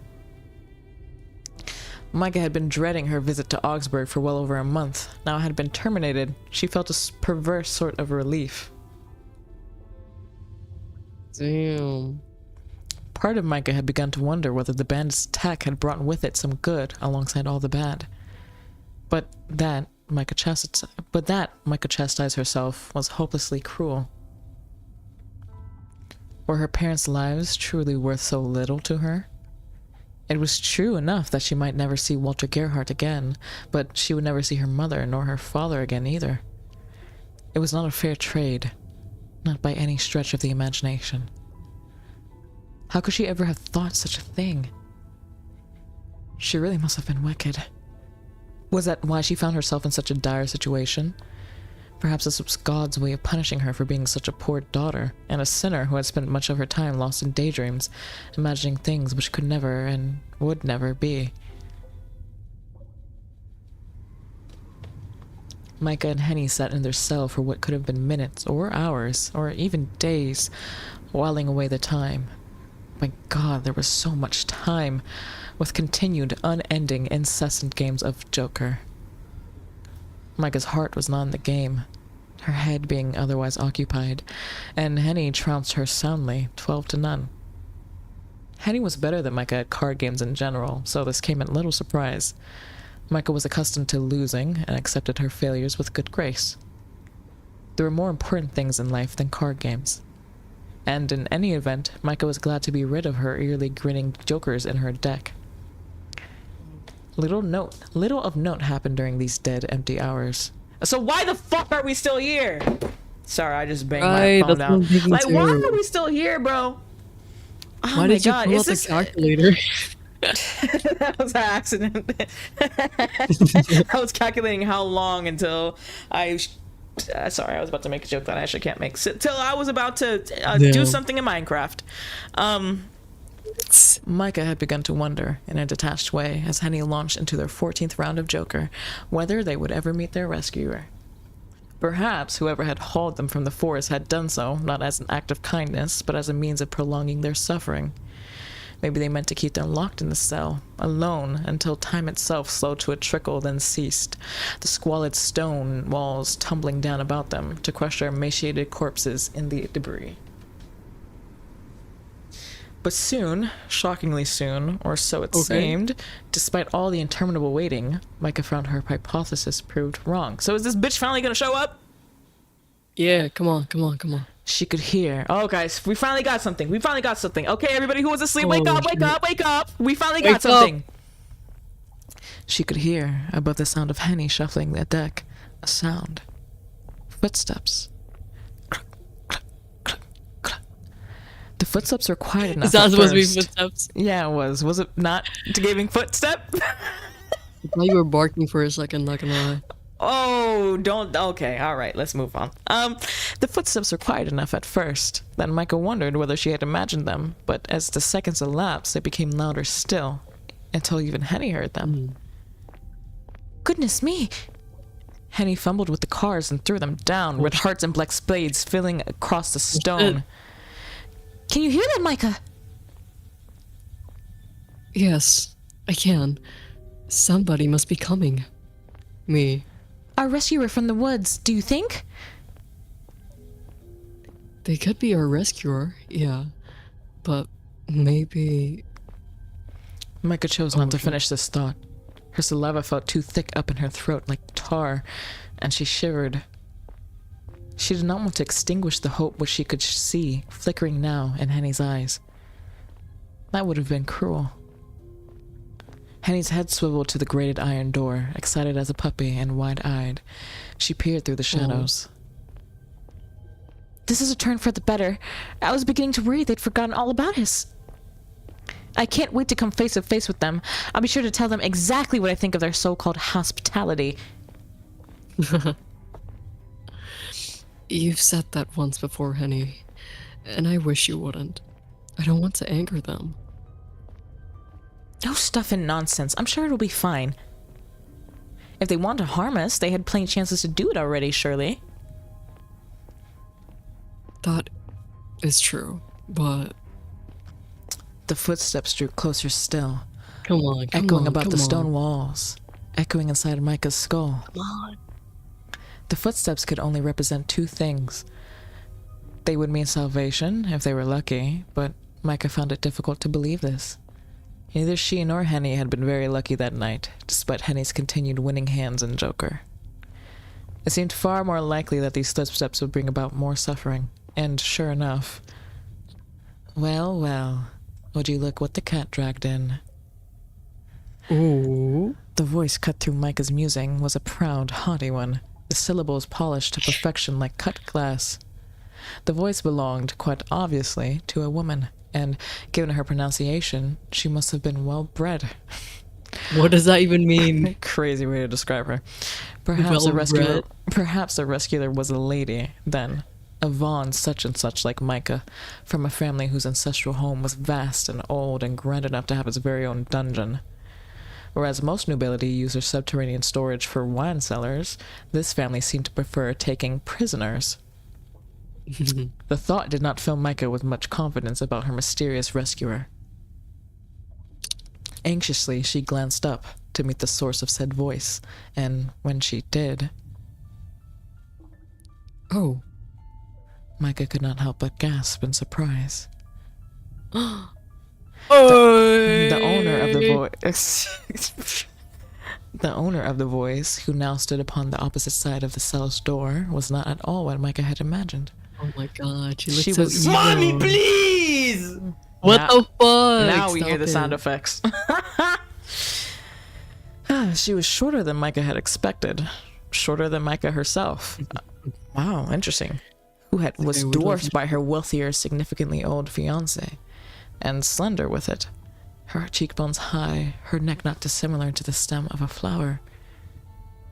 Her skin was frighteningly pale, like that of a corpse, and beneath her eyes, Micah could see dark rings similar to those she often sported during the longest nights at her bedroom window, unable to sleep. The woman, or was she a girl?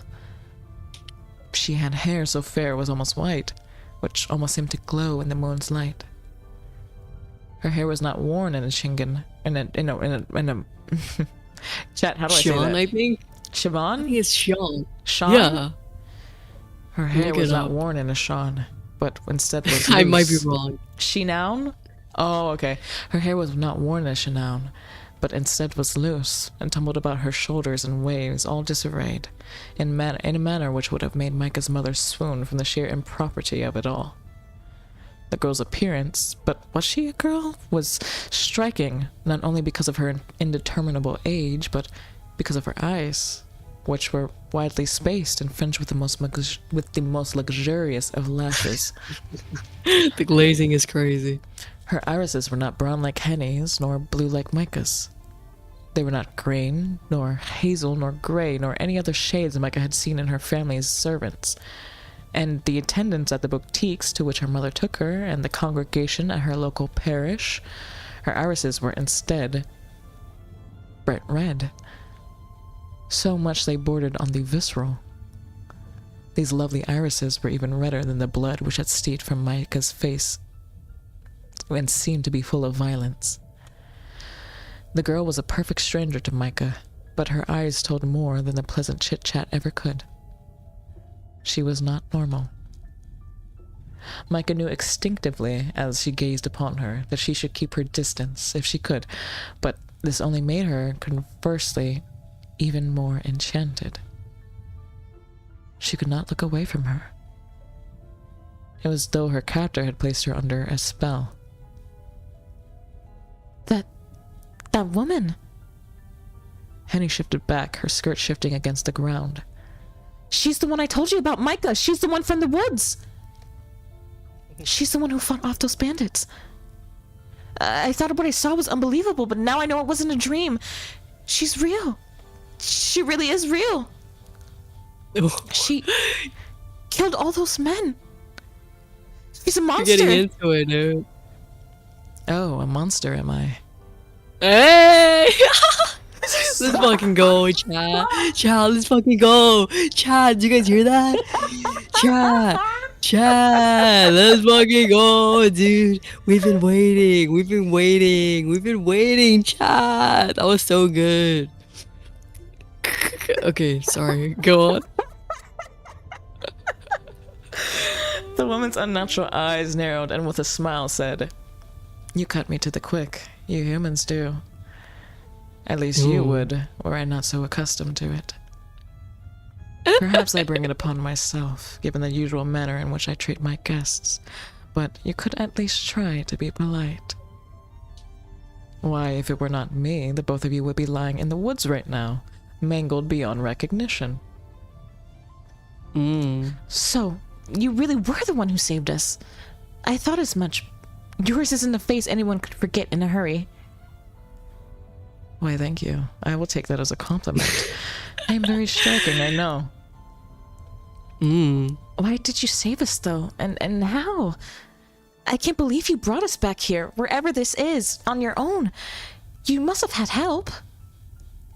Oh, if only, but alas, I've not any help for, well, let's see. It must have been at least a Holy century. Jesus God. Lunch, I think I should play Henny, yeah? To give you a break because you've been like doing 90%. It's okay. I'm of my locked in. long. I'm locked in actually. Okay. Okay, you sure? Yeah. The best we can do is just let me lock in. A century? Damn. Henny gawked at the woman, her eyes agog. But that would make you older than my grandmother. That can't be right. You don't look a day over Love a 18. good age gap.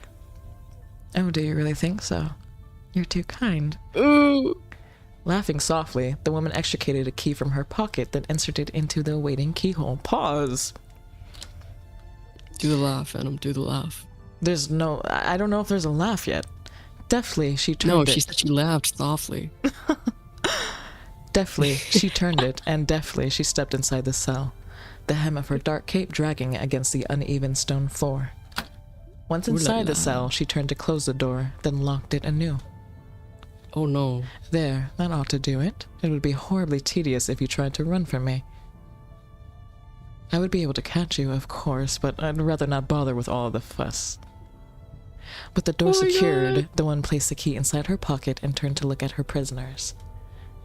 Her red eyes met Micah's, which were narrowed with mistrust and pouting. She said, "Now why are you looking at me like that? You're making me feel quite unwelcome." I thought you'd be relieved to see my face, after being left to languish in the catacombs of my castle for hours on end, but maybe I was hoping for too much. In any case, you shouldn't have frowned like that, dear. It's an awful waste. You'll wrinkle your pretty face. Oh. This chastisement was familiar to Micah. She had heard it many times from her mother. While Micah had been trained to obey her mother without question, however, it was not so with this strange woman. Some of her reticence fell away, needled, and Micah said, What I do with my face is my own concern. I'm sure it's none of your business. "My goodness. You're feistier than you look. I took you for a shrinking violet, but maybe I was mistaken. You ought to make for quite the amusing plaything, though you'd be a good sight prettier if you smiled.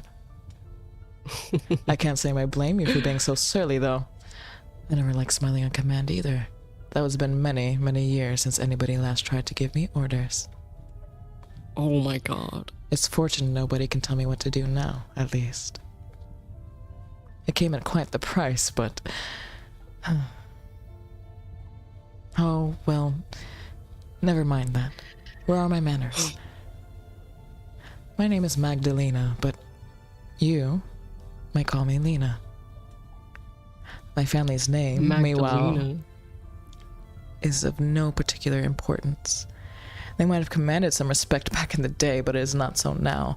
They might have long since been obliterated. I doubt history will remember them. It would not wish to. I am all that is left of their legacy. A fact I would very much love to rub in their faces, but alas, I never got the chance. It is very nice to meet you for the second time this night.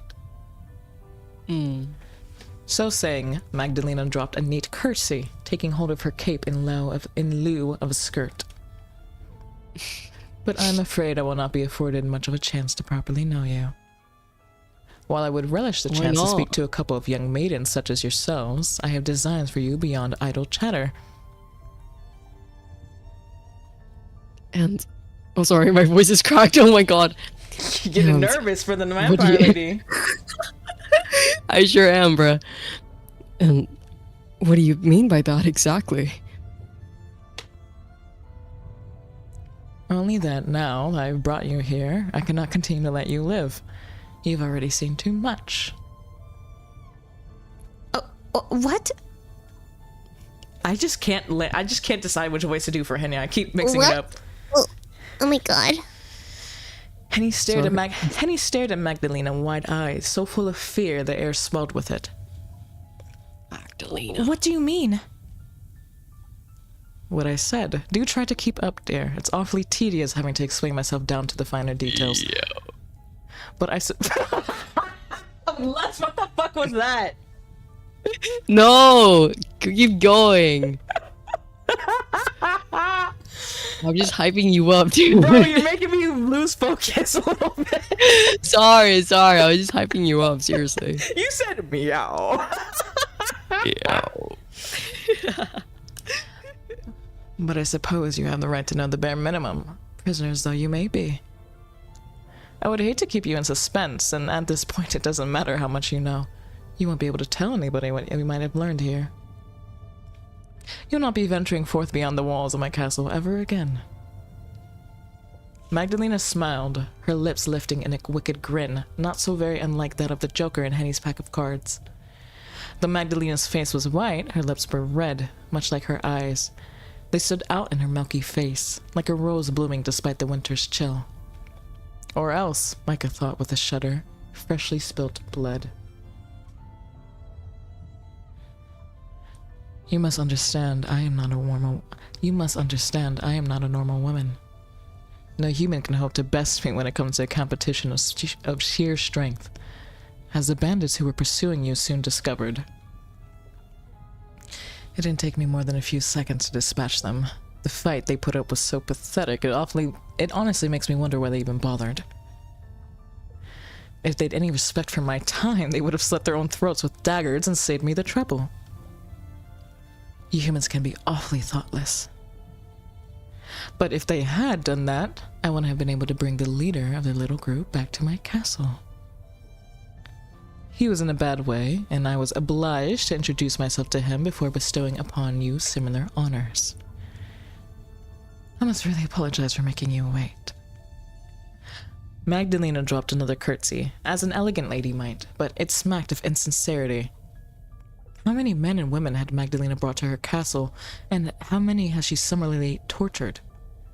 Micah knew at least one, besides herself and Henny. The bandit's leader. So my voice is like cracking like crazy, dude. I'm nervous. Did you kill him? Eventually, yes. Oh shit. It was quite the sight. You ought to have seen how he begged and pleaded and groveled at my feet. A grown man like that, who was practically made of muscle. Oh, how fickle fortune is. Just 1 hour hence he was the predator, stalking his prey through the woods. And the next... Magdalena drew a hand across her neck in the unequivocal universal gesture of slit throat. Well, what goes around comes around. He got what he deserved, and his screams really were quite exquisite. Did you perchance happen to hear them? He was being rather loud. Holy shit. What? Oh goodness! Surprised by you? You shouldn't be. That man was a bandit. A vulture in a man's flesh who profited on misery. If it weren't for me, you would have gone the same way as those poor unfortunates in that stalled carriage, and the driver and the horses, too. Nobody was spared in their ravages, man nor beast. They made quite the grisly mess. Were I a century younger, it would have been enough to turn even my stomach. Maybe that's so, but to gloat over another death like that... It doesn't seem right. You're twisted. You're sick. If I So am sick and twisted. If I am twisted, that is only because this world... Magdalena began, but then paused. A momentary furrow captured her brow, but soon it straightened out, as nothing of note had occurred. Well, never mind that. I do not wish to spout cliches about good and evil. I would begin to bore myself. The fact of the matter is, that man got what he deserved, and so did his compatriots. I took great pains to ensure that. Oh god. I paid that brigand back twofold for what he did to you. Did you know that he tried to be stoic in the beginning? Humans often are. Human males in particular. They have so much pride. It's funny, really, that a cur like that would care so much about appearances. He was less a man than he was a dog, but he still had the pretensions of greatness or of grandeur. I soon stripped him of these lofty delusions, however. Humans are very alike in one regard, at least. You all scream the same after your bones have been broken, and you all bleed red. That man was a brigand, I'll grant you that, who deserved the hangman's noose. But That's Henny. for a court... Oh! Thank you. It's okay. That man was a brigand, I'll grant you that, who deserved the hangman's noose, but that's for a court of law to decide, not you. What you did is injustice, it's barbaric. You shouldn't be taking pleasure in other people's deaths. What gave you the right to kill him anyway? I had every right to kill him. He was trespassing upon my land, as were you and the young lady here. His life was forfeit the moment he encroached upon my territory. The Lord's Prayer may say that we ought to forgive those who wrong us, but I have no patience for such teachings. They do not apply to me. The Lord has forsaken me. I am no longer a member of his congregation. He would have no love for me as I am now, and I have little love for him. I cannot conceive how he could have left me suffer so if he truly existed. Sometimes I do wonder. So you mean to add blasphemy to your list of crimes? Oh, I've done far, far worse than that in my time. The morals of you good, sententious churchgoers do not apply to me. I'm not of your kind. I am a drinker of blood who walks the night. I have been alive for over a century, though my life is very different to yours and your mistress's. I doubt that you could understand me, and neither do I want you to. I have no desire to understand you either. There would be no point. We are much too different. A drinker of blood, but that would make you... A vampire? It was Micah who offered forth this label, after Henny's voice faltered. Micah was an ardent devourer of books, and she had read before of such shadowy denizens of the night, much to her mother's chagrin. Lady von Essen had thought that Micah, as a well-bred young woman, ought not to read at all. It will only excite your mind, dear. But should she instead busy herself with embroidery? Micah, however, had preferred books to busy work, particularly work which involved needles, and she found herself returning to stories time and time again, whenever she needed a break from her own dreary life. I need a little bit of water. 1 second. Dude, stop fucking burping. God, bro. Whoa, this is quite an intensive stream for my voice. True. 1 second, my headphones are tangled.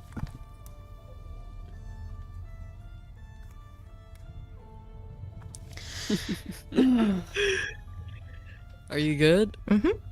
Micah had read all manner of books over the years, but she preferred adventure stories full of mystery and intrigue and yes, even murder. Aria keeps it chill subscribed. Thank you for the subscription, Aria keeps it chill.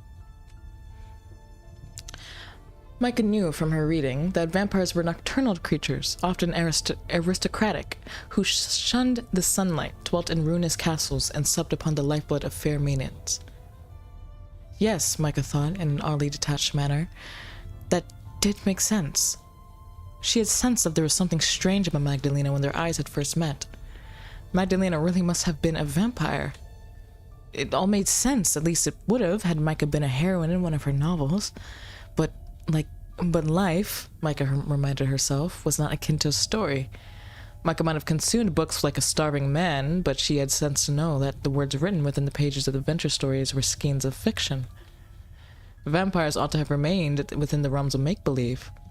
They had no business walking about as humans did, made of cold, unfeeling flesh with hearts no longer beat. They were supposed to be constructs, mere figments of fantasy. But Magdalena, undoubtedly real and unsettling though she was, Micah did not take her for a liar. Yes, that is correct. I'm a vampire, and this castle is my territory. It, and the woods that surround you.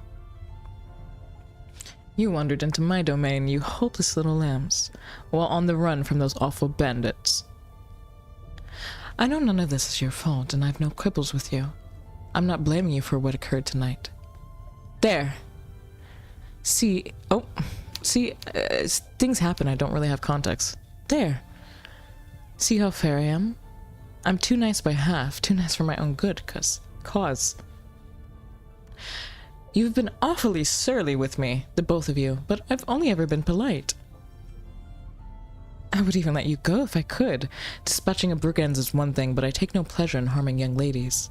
But I fear that would be foolhardy. I cannot allow anyone who has wandered into my realm to leave alive. I do not want you telling tall tales. I'll just snap both of your necks and be done with it, but... Magdalena's red eyes found Micah's, then she held them. Her smile, with which hitherto had seemed so easy, faded as she frowned. You don't seem to be a mere peasant. I can tell from your clothes, dirty though they are, that you're from a wealthy background. Your voice and your bearing, yes, even the way you look at me. It all suggests you are in fact a lady.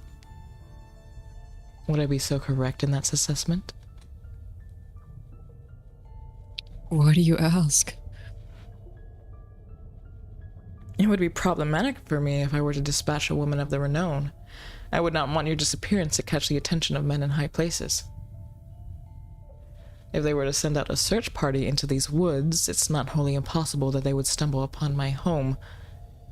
I've lived out of sight of the public eye for nigh on a century, and I've no desire to invite half of Augsburg's constabulary into my home.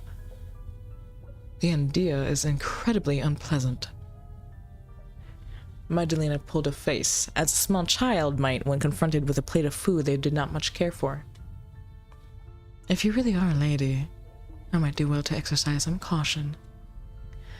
I suppose I can always spare your life and kill only this dowdy common girl your maid, I take it. Magdalena looked at Henny now, her lips curled into a mean smile. What do you say to that? It's not a bad trade, is it? Her life or yours? Oh no. Precious few people who found themselves in my abode are ever able to live to tell the tale. You would be the one, and goodness, how many guests have I had over the years? There must be a good 200 or 300. No way. Aren't you touched by my thoughtfulness? Silence descended in the decrepit cell following Magdalena's announcement. Stuck for words, Micah could only stare at her, her lips parted. What was she to say to Magdalena's proposal? How was she to feel? There was relief, certainly, at the prospect of escaping the cell, but Micah could take no real pleasure in it. Not when it come at the cost of Henny's life. How could she abandon her friend who had been by her side since early childhood? Were it not for Henny, Micah would be dead already, butchered like a farmyard animal in her parents' carriage. Henny had rescued her once already. It seemed unconscionable that she could leave her now. Micah turned this over in her mind, worrying her teeth with her lower lip, when...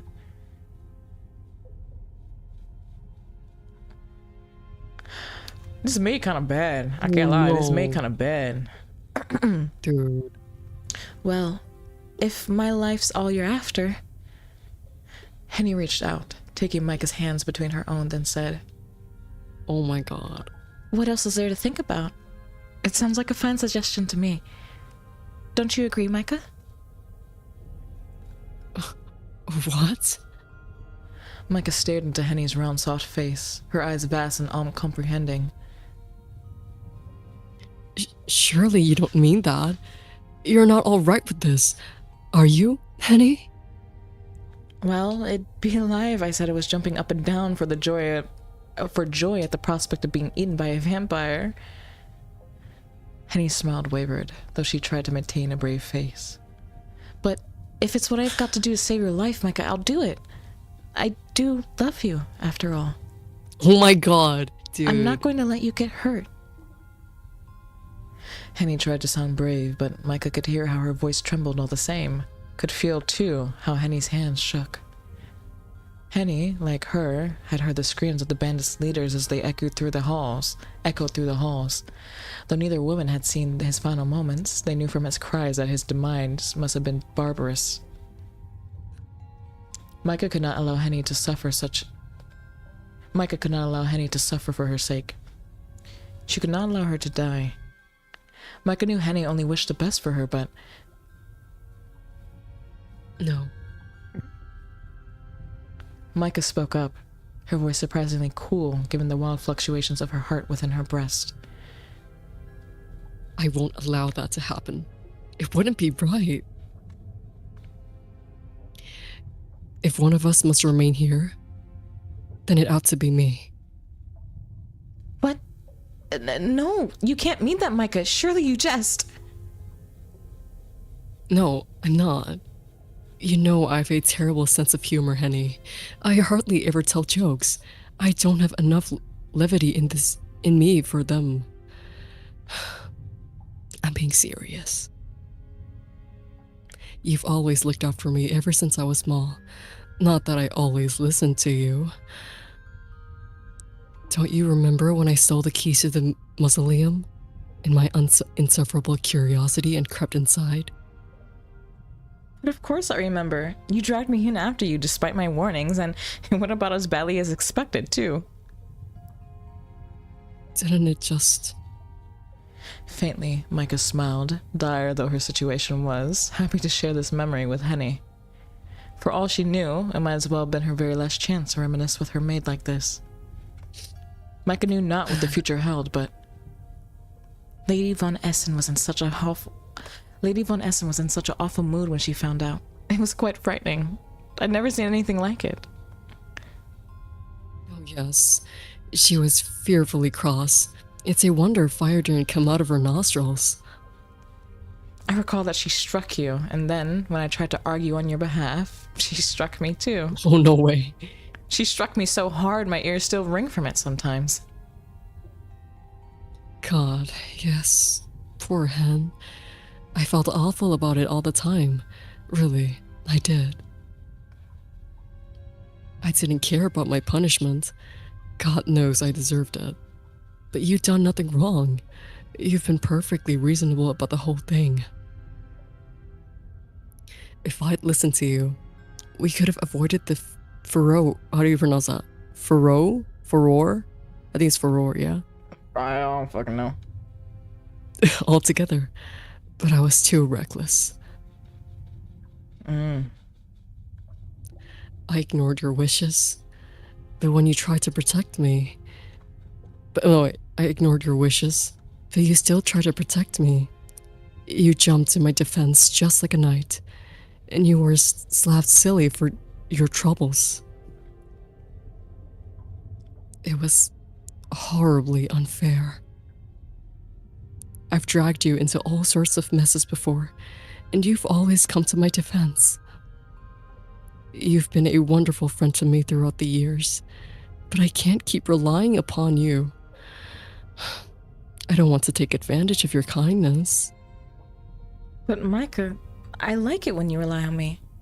Please, feel free to take advantage. That's what I'm here. Jesus Christ, yo, that's crazy as fuck. Why is there more romance? Why is there more fucking chemistry? Feel free to take advantage of me. That's crazy, Henny. Bro, have some self-esteem. My God. Henny, stand up, bro. That's what I'm here for. Oh. No, I can't. This isn't right. It's long past time that I repaid you. Santa says she's just like me. By offering yourself as a sacrifice in my stead? That isn't what I want. Micah, please. Oh, sorry. That's my alarm to remind me to eat. Chat, remind me to eat after the stream, please. But offering yourself as a sacrifice in my stead? That isn't what I want, Micah, please. Henny stared at her mistress, her wide eyes entreating. Look at her love you, face, but- bro. I love you, but you're acting like a crazy woman. And you are at the pinnacle of rationality. Are you considering this crazy deal? That is truly insane. Don't tell me you've accepted all this. Of course I've accepted it. I'm terrified. Oh, wait. Read that wrong. Of course I've not accepted it. I'm terrified, really. See how my poor hands are shaking? But one of us biting it has to be better than both of us. If I can protect you, then I must. I will. That's my job. No, it isn't. Not any longer. I'm absolving you of your duty, Henny. This farce has lasted long enough. What farce? You know what I mean. How do you... Magdalena. Magdalena. Yes. Have you quite finished your little quarrel? I must confess, I was beginning to feel rather left out. She's fucking cruel. My apologies. I will endeavor... Endeavor? Is it endeavor? Endeavor. Endeavor not to be so rude in the future to my hostess. Micah dipped her head in a gesture of esteem, one not so very dissimilar to the way Henny was bidden to bob around her mother. Micah knew she could not afford to anger Magdalena. If Micah was to save Henny, she would be obliged to beg and bow and scrape. Fortunately, begging and bowing were not beyond Micah's means, even though she was a lady. She was no stranger to scraping either, having tearfully entreated her parents to reconsider her marriage prospects. She had failed on that score, but she didn't intend to fail now. She knew what she must say. It seemed a stretch that Magdalena would believe her, but if she did... I fear you are laboring under a misapprehension, Lady Magdalena. Your reasoning is sound. There would, indeed, be a ruckus if a noblewoman was to go missing, but your application is not. I'm not a lady, you see, but my companion is. Oh? Magdalena raised an eyebrow. Then you mean to say you are the maid and this lumpen Henny here is the mistress? No Oh, way! Body shaming. Okay, listen, Stop can we this. actually Stop can we this. rewind just a little bit, because I feel a little bit weird about the fact that we keep emphasizing how skinny and beautiful these ones are, and this one's just referred to as like fat and dowdy. Like, she's fine as fuck. What are we talking about? What the fuck is lumpin'? Lumpin' It's just basically crazy. her calling her fat. Yeah. What the fuck? Calm down with all that. That is correct, yes. I know I am dressed as a lady, albeit a disgraced one, but that was a part of the Lord and Lady Von Essence ruse. 1 second. Oh fuck. While traveling, they often have me dressed as a lady, while Henny, that is to say, Henrique, dresses as a maid. It is a means of... How do you fucking say that? Subterfuge? I think it's subterfuge. Subterfuge? Yeah. It is a mean of subterfuge so that if our carriage were to be attacked by bandits, I'm the one who would be in harm's way, rather than my mistress. She's kind of smart, yo. Hey. Only a true desperate bandit would rummage through the pockets of a maid, especially when she is with her lady. What? Micah, that's... Henny began, but Micah cut her off. She was warming to her ruse, and she found she could not still her tongue, not until she had delivered her whole address. Lady Henrique is the one whom will be missed in Augsburg, not I.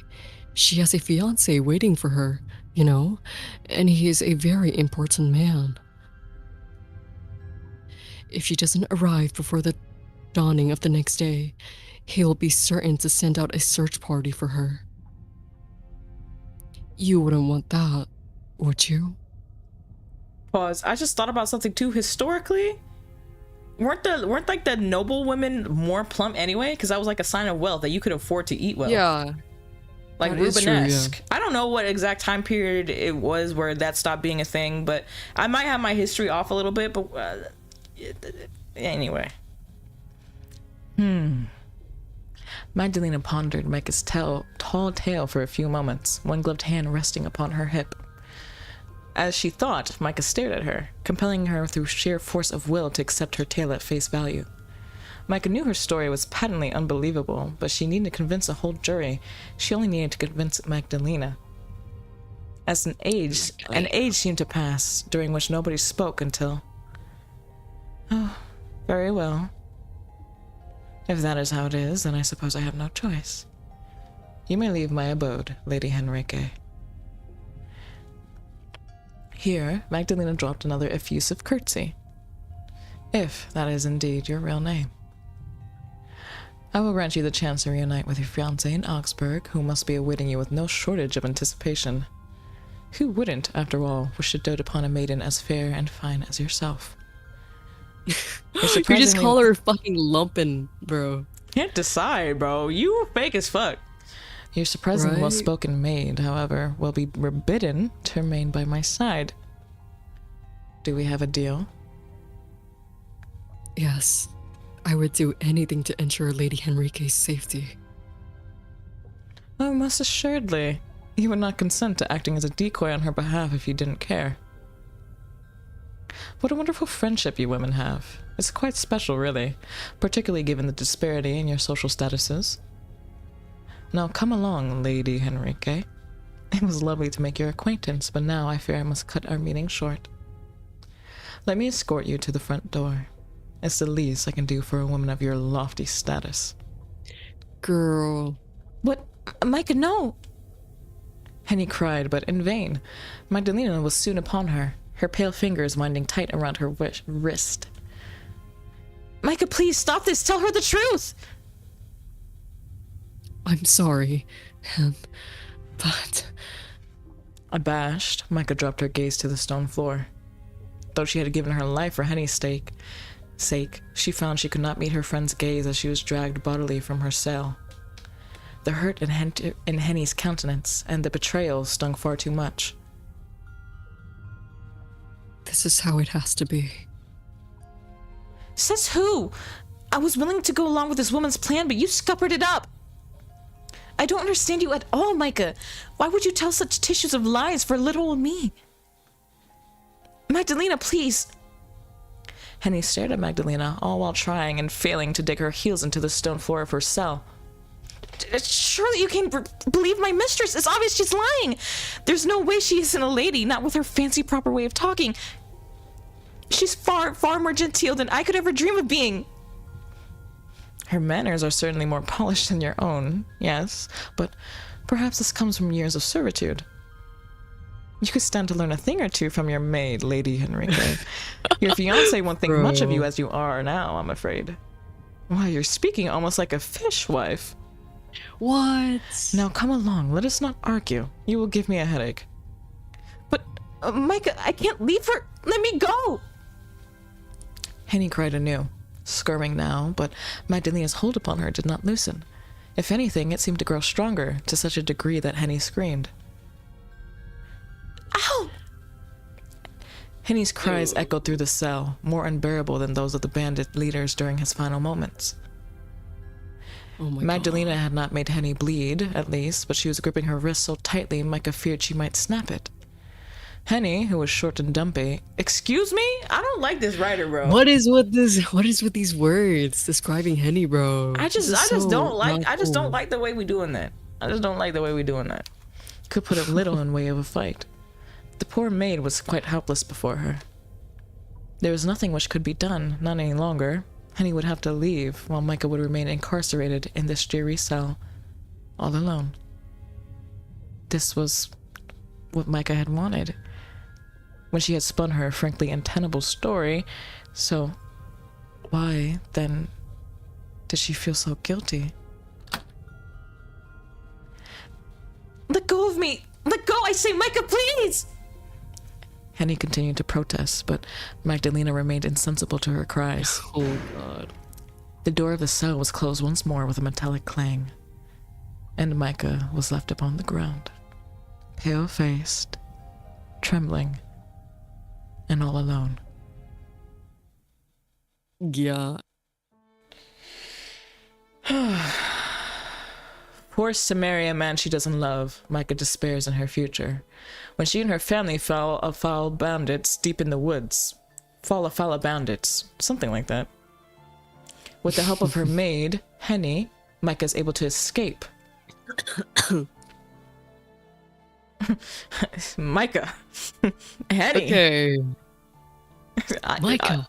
We're all of a sudden getting these graphics. I'm a little bit confused. Only to find herself captured by the mysterious vampire, Magdalena. Is that her nipple poking out? Don't say it, we're on YouTube! Oh, sorry. Magdalena. What did I say? Just don't talk about nipples. Johan, Heide Marie. Micah fears her captor, and yet... She's really pretty. This is Look at very that. pretty. Wow. Okay, I guess this is like part 1. She Oh, feels look at that! safer with Magdalena than she ever did her fiance. The Yuri. Is this like spoiling it for Yuri. us? Why is it showing us everything? Yuri. Is it just like, I mean, are you seeing the kids? Shouldn't that have been a surprise? Why? Why's Why? everything being Oh my God. spoiled? Why's everything being spoiled? Why? What the fuck is going on? Oh my god, that's crazy, bro. Did I accidentally click the title or something? No. It's like literally spoiling the entire rest of the novel. What the fuck was that? Dude. Should we pause here? I think you should go eat. I mean, I'm okay. I would be okay with like maybe just like a little bit of a break, but if you want to pause here and continue on next week, I'm No, down for I'm that. good. Okay. What time is it for you? What should we? Let me look up. It's good. I'm Okay. good. Let's stop around 2 a.m. your time. I'm sorry, So maybe guys. like I won't say the N-word. I What? mean... No. I meant... No, let me just stop. what did that? Where did that come from, Lush? No, I meant What did you mean? the nipple. I'm sorry. You Fuck it. pausing to explain it made it worse. Okay, we're gonna take a quick. Hold on, let's go back to the chatting screen. We're gonna take a quick little 5-minute chat, break. don't Can you get talk to them wrong. for a Don't little get it bit? I'm gonna twisted. rest my voice for 5 minutes. Yeah. Drink some water. You did really good, bro. Thanks. Chat, you guys notice? What, like, I'm like holding myself from laughing whenever Venom locks in, when they go from Henny from Magdalena. I'm like, oh my god! Yeah. Dude, do you guys hear that? Yeah, 5 minutes. All right, BRB chat. Feel free to talk to them. Say whatever you want. Just don't say the N-word, which is nipples, apparently. Stop. Hey, it's just me and you now. Hey kids. How's it going? I low-key forgot Venom was playing 2 characters. See, that's what I'm talking about. Venom is just too good. They're too good.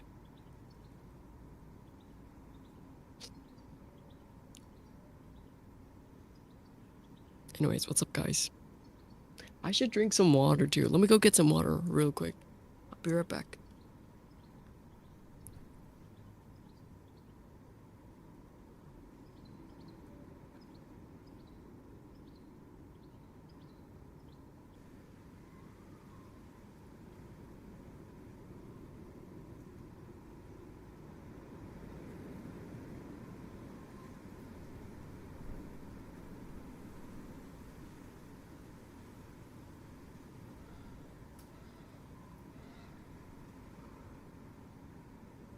Oh.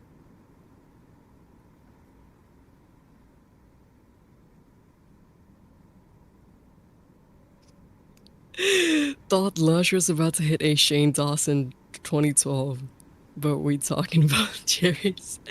I'm sorry, I should have worded it better, dude. That was crazy though. Oh my god, I'm so embarrassed. I'm so embarrassed. Hello. I wish I could read Twitch chat, but I don't have access to Twitch right now. I'm just reading chat from YouTube. And it's not on Venom's stream? Oh, it's on Venom's stream, so okay, I'll just look at it through stream. Yes.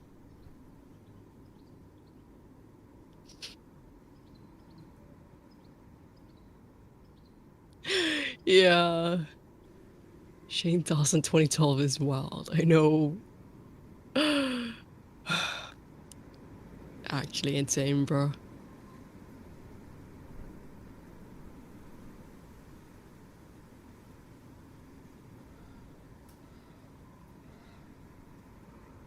Cinnamon rolls? Do you guys like cinnamon rolls? Hello.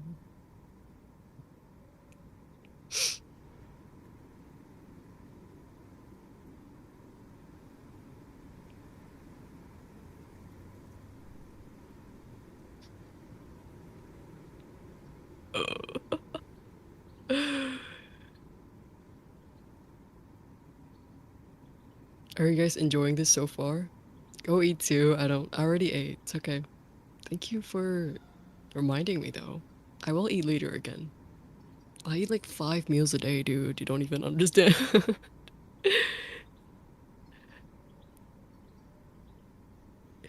What? I don't get one. Why? What did I do, guys? Come on. Lush, can you cook? Actually, no. I keep like burning it. Like, there's no in between. It's either I burn the food or I don't cook it all the way through. I've been like eating chicken because I've been like, I've been eating chicken, and whenever I try to make chicken, it would never be cooked through thoroughly. I would like put it in my plate and I would like slice it, and it's like it's just so fucking pink as fuck in the middle. I'm like, oh no, I'm about to get fucking salmonella or whatever. But yeah, Venom told me I have to cook it for like at least 20 minutes, so I have been doing that and it has been working. So thank you, Venom. Thanks to Venom, I'm not gonna die from salmonella.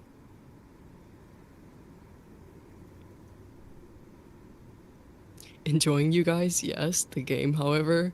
What do you mean?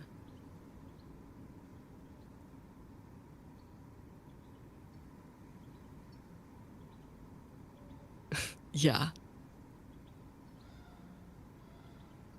Medium rare chicken yiddies is crazy. Yeah. Dude, yeah. Damn, Venom giving out life advice. It's true, bro. Venom, dude, Venom is such a great friend. They give out such great life advice too. They're the go. And if they hear this right now, they will be like, "Oh my god, dude, stop bouncing." But it's true. It's true.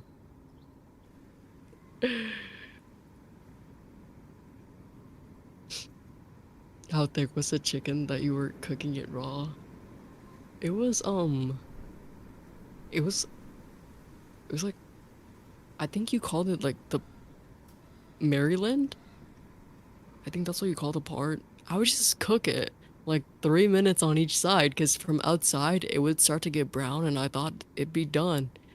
I'm kind of stupid, I know. But no, it takes a long time to cook chicken, bro. That's what they always say. And they would send me this gift too of like this dude bouncing on this rubber ball. Quit bouncing, dude.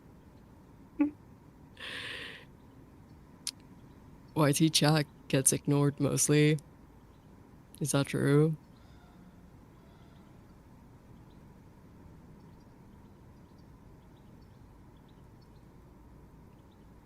Oh, okay. I know, 3 minutes on each side is vile. I know. I'm such a silly goober. I don't know. Usually, people do it for me. It's my first time like properly cooking for myself. Meat thermometers help. White meat needs 165 degrees Fahrenheit and 185 for dark meat. Okay, let me actually screenshot that. Okay, that's so useful. Thank you.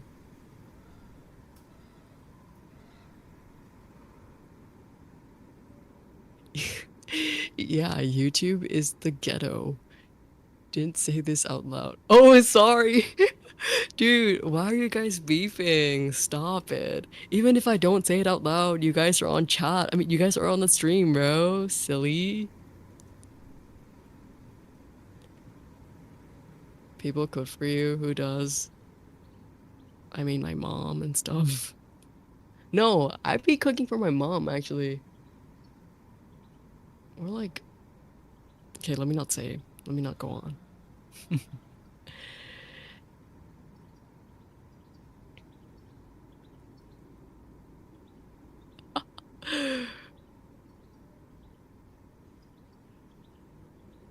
Damn.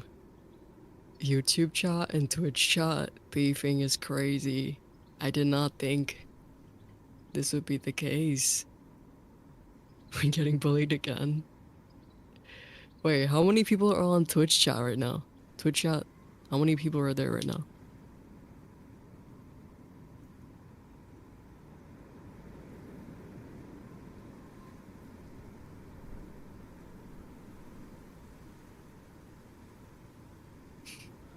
I used to cook chat, for I'm my back. mother and Hi. she didn't trust me in the kitchen anymore. What did you do, bro? What do you mean? 15 people on Twitch. Hmm? No, I'm just reading chat. Oh, yeah. What's up, yo? Just a few of us. It's a weird situation, dude. Oh, fuck. What's a weird situation? What are y'all yapping about? Cooking chicken. Oh my god, I hate cooking chicken. Bro, I just don't like chicken that much. Like, chicken just gives me the creeps. Yeah, but I can only eat chicken, so... Oh, I didn't realize that with the current chat window that you can't see the names. That's interesting. I have to remember to darken that a little bit.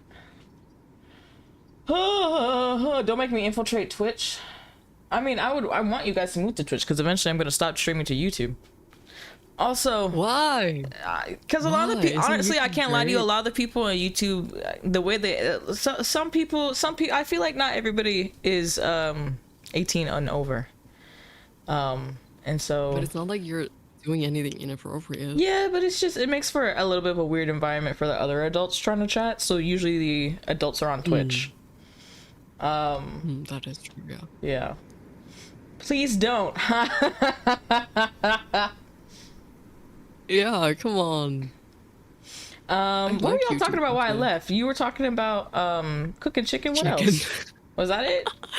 You just talking about cooking chicken? That's it. Oh wow. Yeah, that's it. What kind of chicken you be cooking, Lush?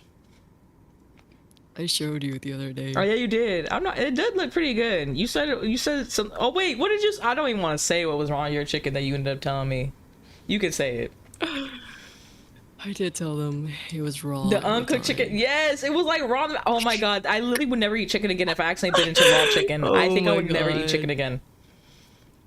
Oh my god. Dude, okay, this might be TMI, but sometimes it would still be raw, but I still eat it. It's a little bit not done, but like I don't care at this point. I just eat it. Don't jump me, guys. Just too fucking lazy. What the fuck? You're insane for that. You're I'm insane not. for I'm that. just built different. I'm built different. I need to Lush, get this model re-rigged so it can see my face, what it's doing right now, because my face on the screen looks happy and it's not happy. What do you mean? Right. Okay. I guess let's go back to the story. Someone else. Let me see. I might actually, dude. Let me calculate If I something keep real doing quick. this. Okay. Let's go for maybe like a half hour more. Half hour more of the story. Half hour more, you mean 30 minutes? If it's a little bit, you eat it. Monty, you also eat raw chicken? What do you mean? Yeah, you get me, see? Like, I'm not gonna bother to do all Same? that process, like turning on the stove and shit. I would never eat uncooked chicken. I would throw up. I would throw up. If it's a little bit, I don't even give a fuck if it's a little bit. I will overcook my chicken. And you know, maybe that's not much. Maybe that's also not great. But I'd rather have overcooked chicken than undercooked chicken. I have a phobia about chicken. I always overcook it. But yeah, maybe like a half hour more of the story, and then I think that's probably all my voice can take today. Mm-hmm. Let's even set a little timer for myself. Timer 30 minutes. Nice. Okay, I have that going so that can remind me to stop in 30 minutes. 30 minutes. 30 minutes. The time passed at an agonizingly slow pace as Micah sat on the stone floor of her cell with her legs demurely crossed. Without Henny to cheer her, the air felt colder than it had before, the shadows darker. Magdalena had taken Henny from the cell so abruptly she hadn't been afforded the chance to collect her scattered playing cards. Now these cards were strewn upon the floor, red diamonds, red as Magdalena's eyes, and coal-black clubs. Micah caught the eye of a nearby joker. His lips pulled into an unsettling smile and shivered. She knew she was being paranoid, but she felt almost as if the card was mocking her. Micah reached out, fingers trembling, to grab the card, then flipped it over. She did not want to look at the joker's grinning face. She did not want to think, either, about what Henny was doing or how she was feeling, and she certainly did not want to think of her own future. It would be easier to drive such musings from her mind, and yet... Though Micah tried to keep her thoughts placid, like the smooth surface of an untroubled lake, sinister queries, sharp-toothed like eels, writhed? Have I ever said that word out loud? Writhe. I think it's writhe. Writhed just beneath the surface. What would happen when Magdalena returned? Did she mean to kill Micah quickly, or would she make her suffer first? Magdalena had seemed to derive great pleasure from her torture of the bandits' leader, but she had said she did not care to harm young ladies. Had she meant it? Micah could only hope, if Magdalena did not mean to kill her, she would do so quickly. She had suffered enough for one night. No, enough for one lifetime. Micah, despite her heroism, did not want to die, though the thought terrified her. Cece, what are you doing? Oh, I see. That actually reminds me, Cece. Thanks for that. That reminds me that I should do this. Thank you, Cece. Dude. Micah, despite her heroism, did not want to die. The thought terrified her. When she imagined how Magdalena might kill her, a bleed to the throat, perhaps. Poison, drowning, strangulation. Her skin, which was now icy cold, rippled with goose flesh. She did not want to be stabbed or poisoned or drowned or choked. She wanted to live. Micah had read stories of knights and their exploits, but she was no chivalrous sir herself. She was a young woman, though not, as her mother might have reminded her, so very young anymore. And she had little experience of the world beyond her parents' home. From an early age, Micah had been taught to hold her tongue, to hold her thoughts, to be sweet and pretty and patient, and above all else, pliant. She was not supposed to think for herself, let alone stand up for herself. It was inappropriate conduct for a lady. Micah had endured 25 years as such, living only to please her parents and her parents' esteemed visitors, and later her parents' chosen fiancé. But it had felt not like living. The only times Micah felt herself were those when she played cards with Henny, or read her books, or sat up by her window at night and stared out into the garden. Micah was 25, almost 26, but she knew nothing of the world. She knew nothing of freedom. She had never truly lived. How, then, was she supposed to die? She could not pass on, surely, until she had been afforded the chance to visit some of the places she had read about in her stories. Such dreams had been all which kept Micah going through her dreary days kept indoors. She had preserved, not for the sake of her present, which she had lamented, but the hopes of a better future which waited beyond the horizon. Now, Micah feared she would never be able to reach that future. Man, isn't she like 20? It just said she's 25. Yeah, she said it was 25. Y'all not even fucking listening, bro. Hold up, let me close my door right quick.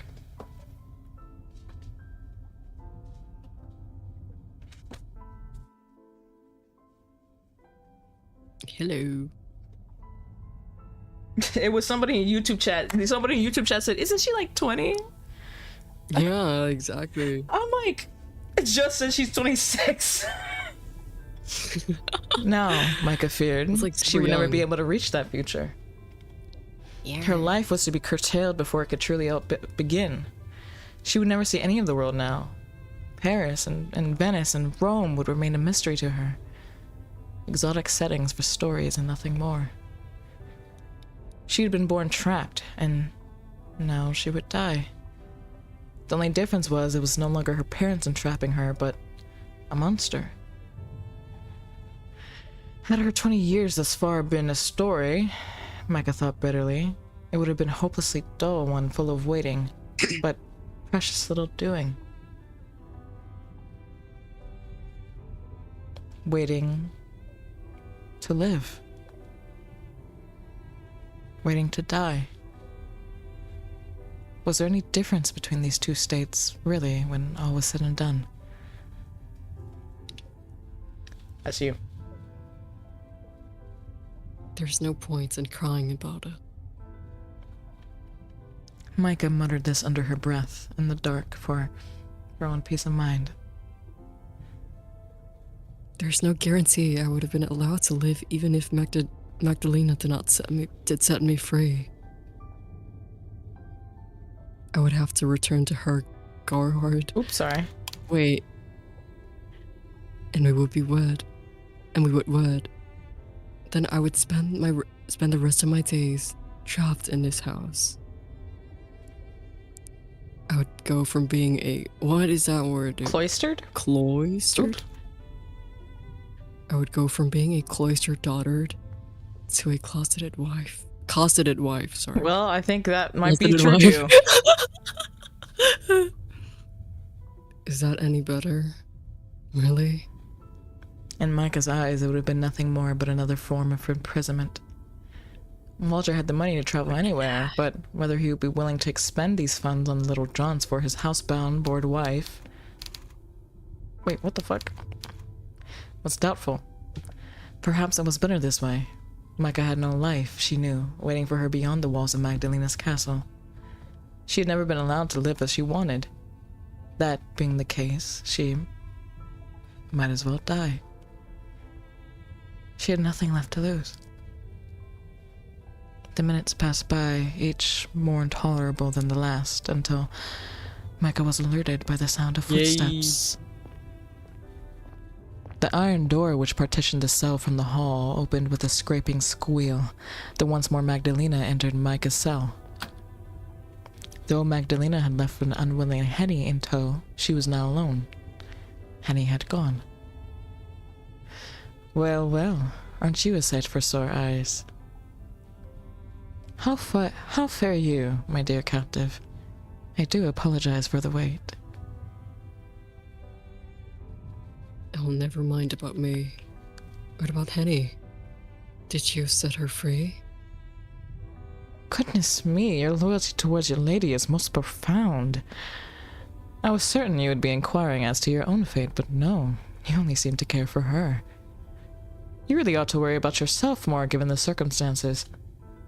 But I shall endeavor to allay your worries. I did, indeed, set your mistress free. I escorted her to the entrance of my home, then bid her on her merry way.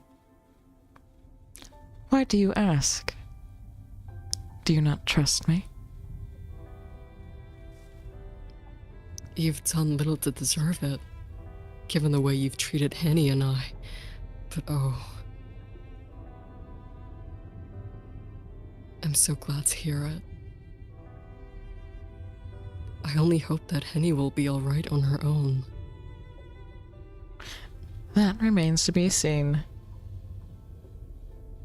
I might have set her free, but there's no guarantee she will be able to find her way through Augsburg. Not in the dark, with all this fog.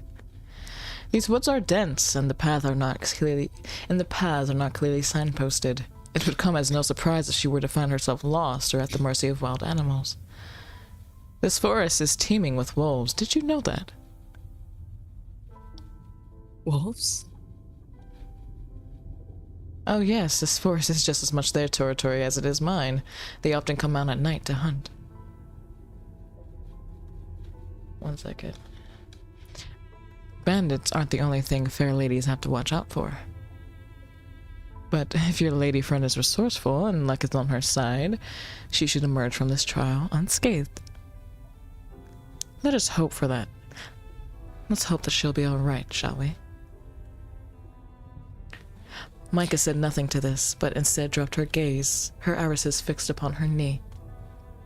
Her mind turned not to her own indeterminate fate, but to Henny, who would now be staggering through the woods, wreathed in ephemeral fog. Micah saw Henny backed against the copse of trees, their branches slender, sinister, as a pack of hungry wolves bore upon her, their eyes glistening madly in the moonlight. But this was only one possibility. Magdalena had said Henny would need luck on her side, and Henny had that in spades, if her performance in Joker was anything to believe. She'd always been better in cards than Micah.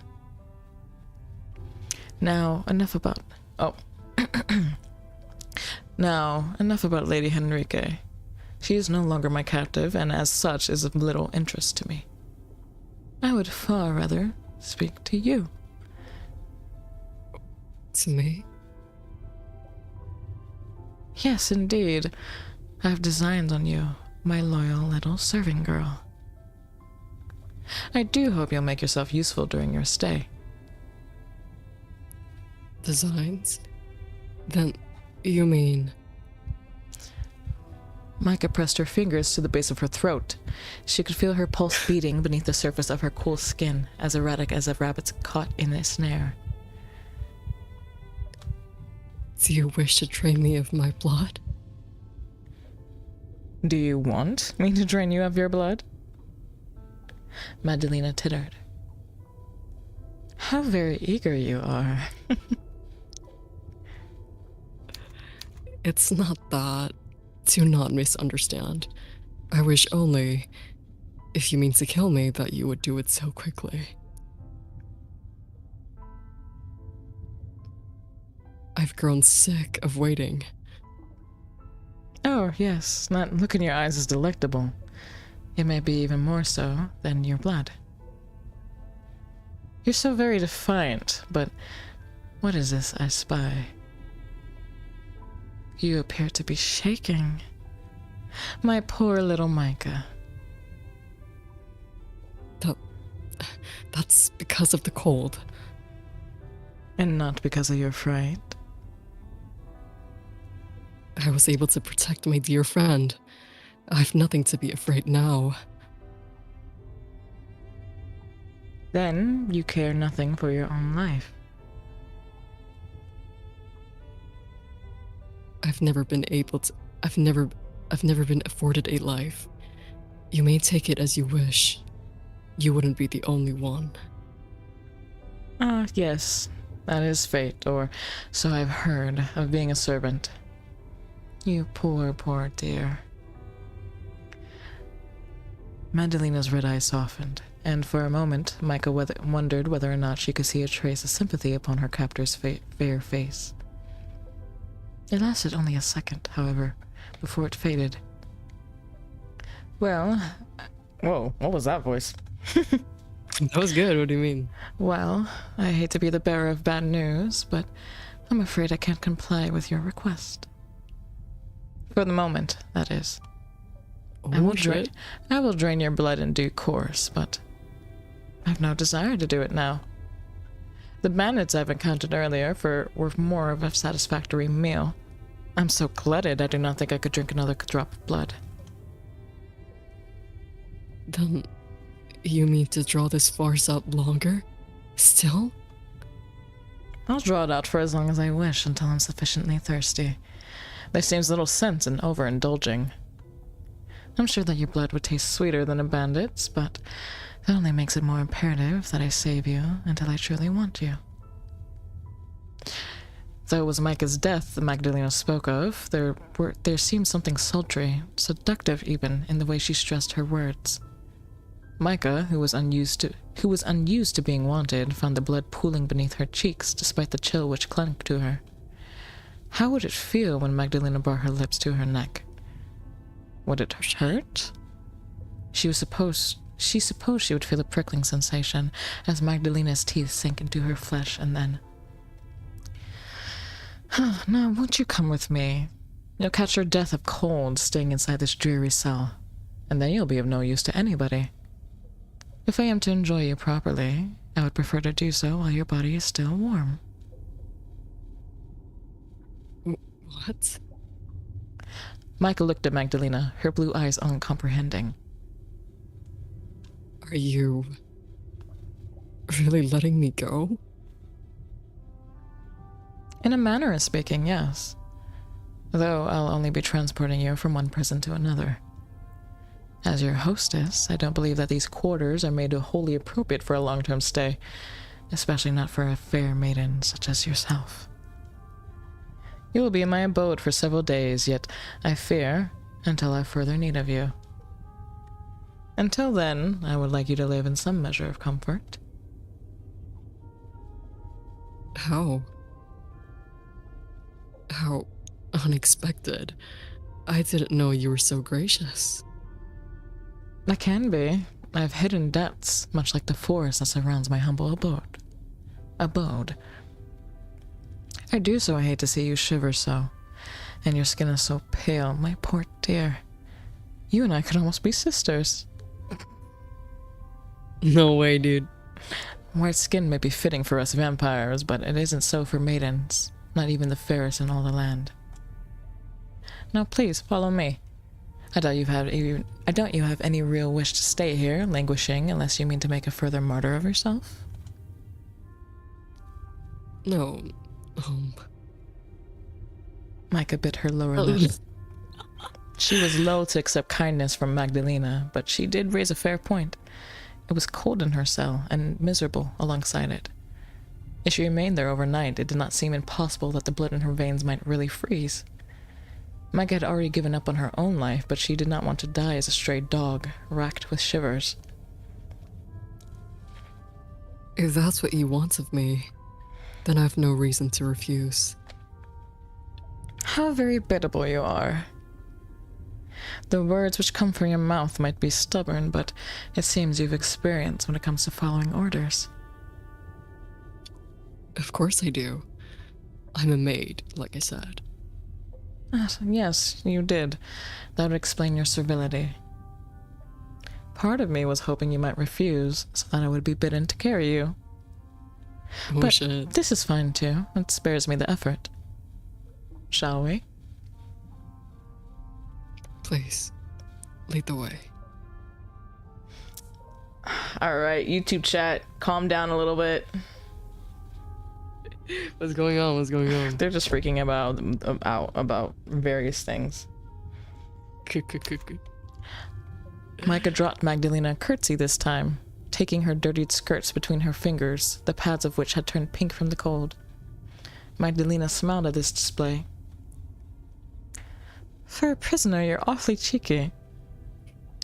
Then turned upon her heel, after bidding Micah to follow. Naturally, Micah obeyed. She could see she had little choice in the matter. Magdalena led Micah down a twisting hallway full of packed cells, identical to the one Micah and Henny had been imprisoned with. Micah tried not to peer into these cells as she passed them, but curiosity soon overcame her, and she found her head swiveling. She feared, as she stared through the darkness, that she might encounter sights more horrific than she was capable of comprehending. Rusted torture instruments, perhaps, or even dead bodies. But it was so very dark in the bowels of Magdalena's home that Micah could scarcely see anything.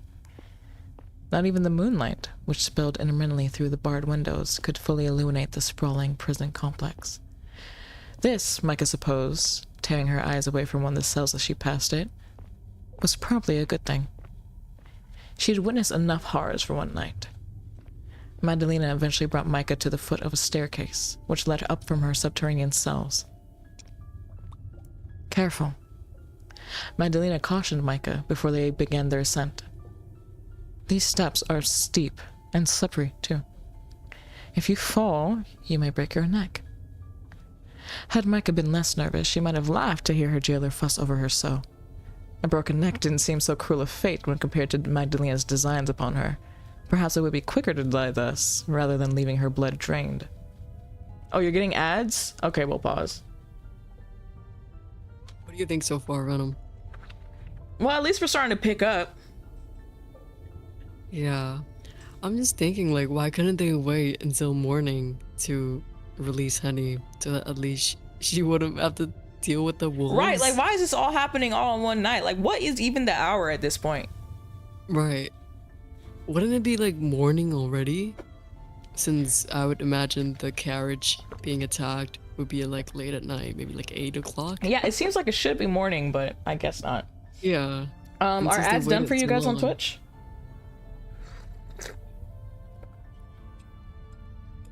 Let me know when ads are done on Twitch. Let me know. Are ads done? I should add like some sort of redeem so you guys can tell me when there's ads. Okay, you're back, but I don't know if Monty is.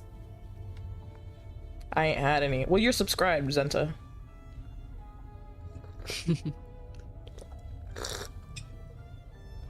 Oh, I thought you got ads money. Okay. At the very least, it would be a swifter demise than freezing in her prison cell. Micah felt little in the way of humor, however, as she took the chill banister beneath her right hand and began to climb. She could recognize the irony in Magdalena's warning, though only vaguely. Her mouth felt hewn into a permanent line, as though carved from stone, her brow furrowed. It seemed unlikely she would ever smile again. The chill of the basement faded as Mike cleared the steps of the twisting staircase to emerge in a spacious hallway lined with arched windows. The hallway was not so very dissimilar in decor to her parents' home, though it was less ornate, the furnishings worn down by old age. It was apparent that Magdalena's home had once been noble, but it had clearly fallen to rot and ruin, its heyday long past. The air in the ground floor smelt almost as rank as that in the dungeon, and every conceivable surface was heaped with inches of dust. There was so much dust, in fact, that Micah could feel it in the air when she inhaled. The dust irritated her eyes and her nose and laid heavily, unpleasantly upon her tongue. Micah swallowed, hoping to void her mouth of the taste of decay, but in vain. The dust was so thick she sneezed, which prompted Magdalena to say, "Bless you." Thank you. Micah replied, abashed, and then, I thought you did not care for God or his teachings. "I don't, but I presume you do. I thought you might appreciate it." I see. How very thoughtful of you. "I know. For a vampire, I'm unusually sensitive." Mute with fatigue, Micah continued to follow Magdalena to the end of the hall, wherein a wooden door was inlaid. Magdalena seized a brass handle and twisted it, then pushed it ajar. It stuck for a few moments, as though unwilling to move, but soon it shifted, creaking as it did so. When the door swung back, it was to reveal a vast, spacious room with a ceiling so cavernous Micah had to crane her neck to see it. A large, ornate staircase was set in the center of a room, which rose to the floor above it, the banisters made of wrought iron. This, Micah supposed, must have been the entrance hall. It had clearly been designed to impress, for its vastness was almost dizzying. Damn, why does my VTuber keep falling asleep, bro? It's like not seeing my face for some reason. Sleepy. Magdalena's home Could it really be a castle? Was larger even than Micah's and vast enough to be unnerving. Trapped within this scene of spoilt luxury, Micah felt smaller than ever before. A tiny doll rather than a grown woman, rattling about in a playhouse. The entrance hall must have been a fine one, but it showed clear signs of deterioration. The dust was so profuse that it made Micah's eyes water, and several of the stone steps which led upwards were cracked and chipped. A grand piano could be found in one corner of the room, but its lid was shut, and Micah doubted it had ever been played, if it still could be played, in decades. There was a chandelier in the entrance hall, hanging aloft from the high ceiling, but when Micah craned her neck upwards, she could see, even in the dark, that it was festooned with spider webs. The house might have been grand once, but it was not so now. I seemed to wonder, really, that it still stood, when clearly it was uncared for. Your servants don't seem to be working very hard. Micah spoke lightly, her voice swallowed by empty air. Perhaps you ought to see hiring new staff. My mistress would never permit. Micah brought her hand to the banister of the grand staircase and drew it back, wincing. The pads of her thumb and index finger were fuzzy with dust. Thus. Oh. Magdalina, who had already begun to ascend the staircase, turned to look at Micah and smiled. Are you judging... Are you judging my home, Micah? I would never presume to be so rude. I just thought it might feel more homey. That's all.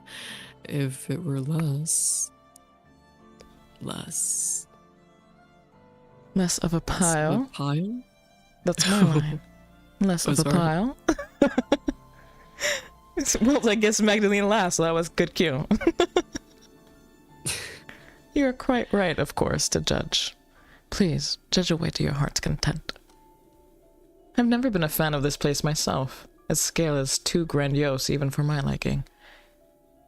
My great-grandfather, it was he who had this place built, had more money than sense and absolutely no taste to back it up. A house has no need to be this large. But there was enough land for it, and money too, and when a man has land and money and means, he often will think, well, why not? Practicality matters little in decisions of great men, and neither, to my unending woe, does aesthetic sense. I can't believe that. I can't believe that. My own father, my master, rather. Micah's face flushed at this gaffe, the tips of her ears turning pink. I have filled my own residence with pointless baubles. Is that how you pronounce it, baubles? Probably, I don't know. They were all very expensive, but not particularly cohesive. The parlor looked like a museum. Once he was through with it, it hardly seemed like a place to sit and relax. I was too afraid to spend any measure of time in there in case I broke something. And then it seems we have something in common. I found this place dismal even when my family was alive. And we had a legion of maids back then too, to keep everything spick and span. They kept the dust and cobwebs at bay, bless their hearts, but they couldn't combat the loneliness. Now, my family is dead. And all our maids among with them. Oh, she looked so sad. I can hardly take on new hires, being what I am, so my home was rather left to go to ruin. I clean when I can, but there's so very much house to clean, and only one of me. It's quite the overwhelming challenge. My attempts at cleaning have fallen quite by the wayside during the last half-century. I hope you can forgive my slovenliness. Oh, no, it's fine. I understand. You're too kind. Magdalena's red eyes softened. As they head back in the dungeon was something akin to sympathy, but before Micah could ponder this, her jailer turned. Oh, listen to me prattle on. It's the most inconsiderate of me, especially when you must be tired.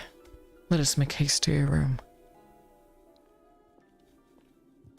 Micah followed behind Magdalena as a puppy might, almost grateful for her the promise of a room and of a bed. So this author really likes the puppy comparisons, I see. It was as Magdalena said, she really did feel tired. She was more than ready to lie down beneath warm covers, or even lukewarm covers, and sleep.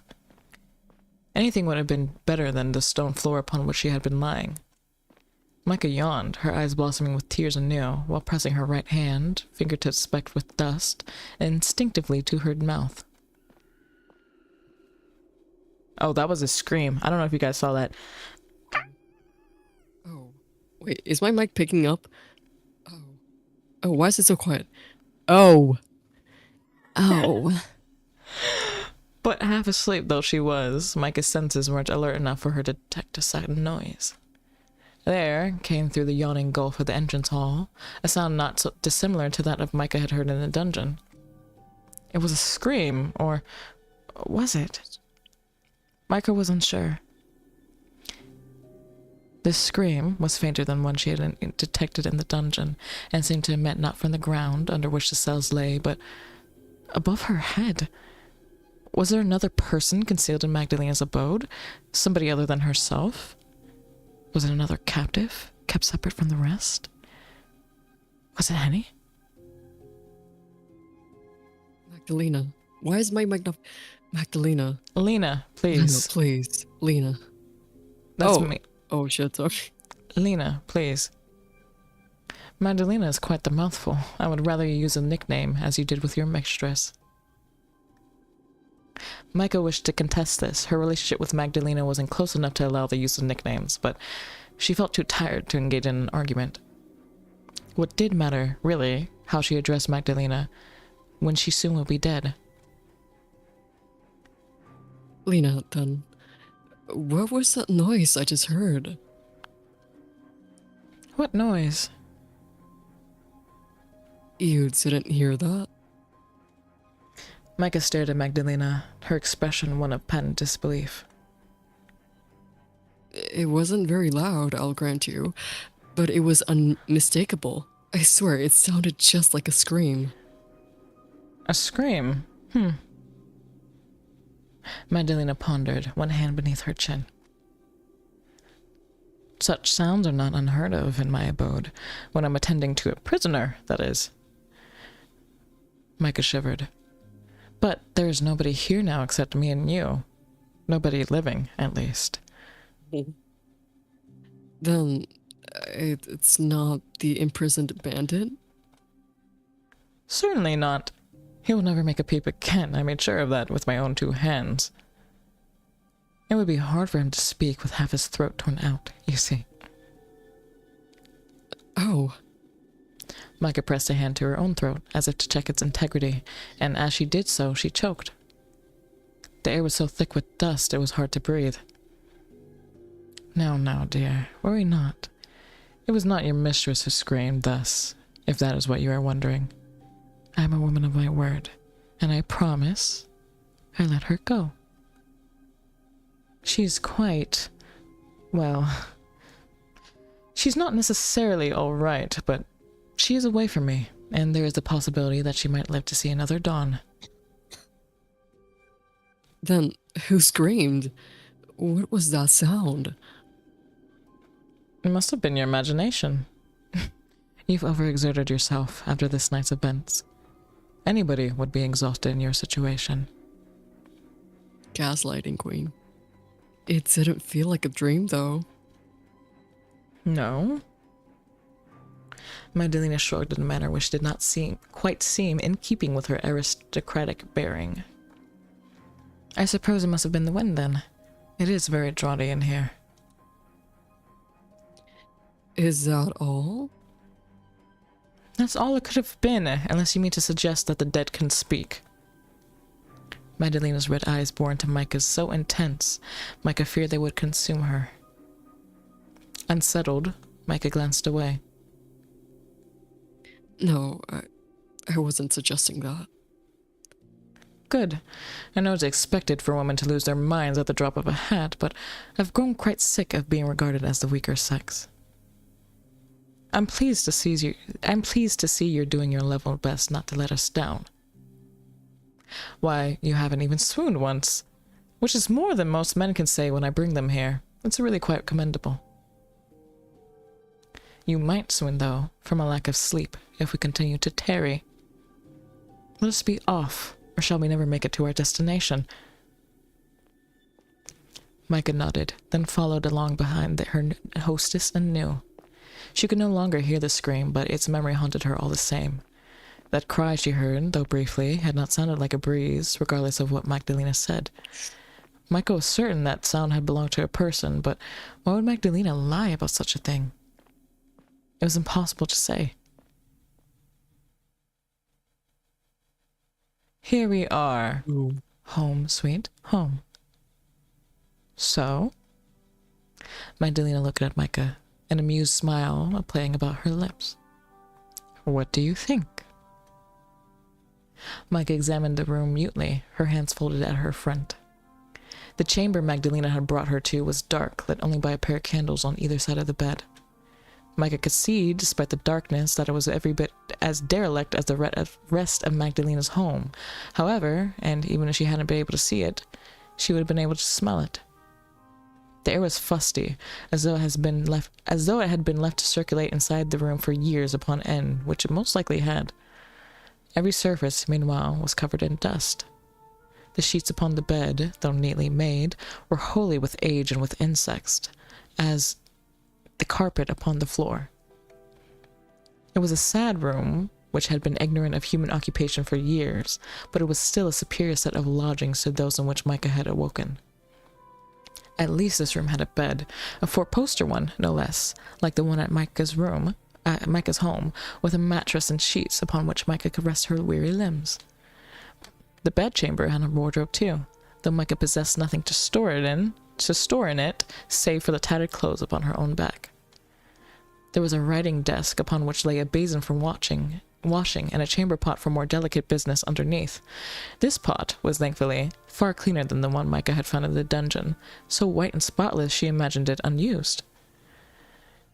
The desk faced a large window, which was currently obscured by a set of dark blue curtains.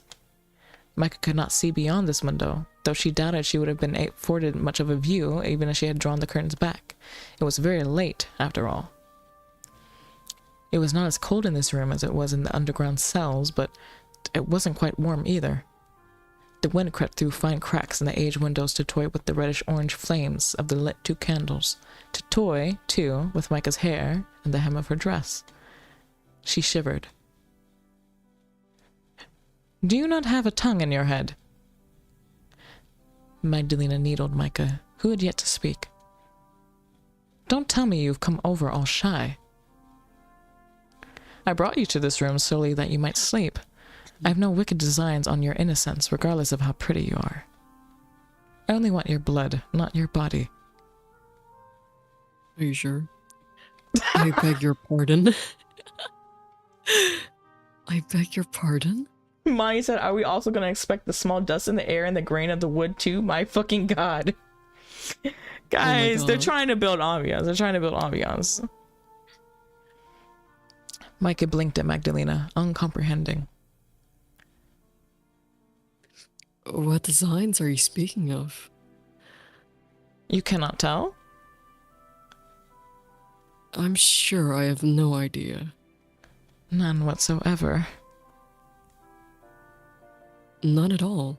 I'm wholly ignorant of such affairs. Goodness me.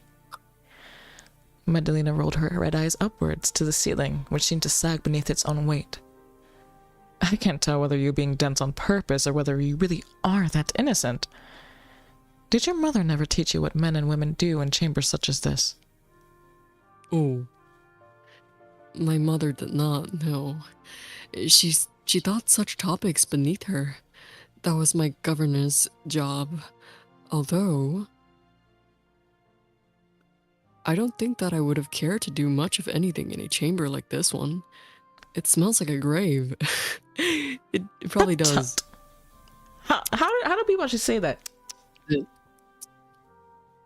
You're being rather rude about my home, you know. Here I am, trying to be a good hostess and throw you my kindness back, and you throw my kindness back in my face.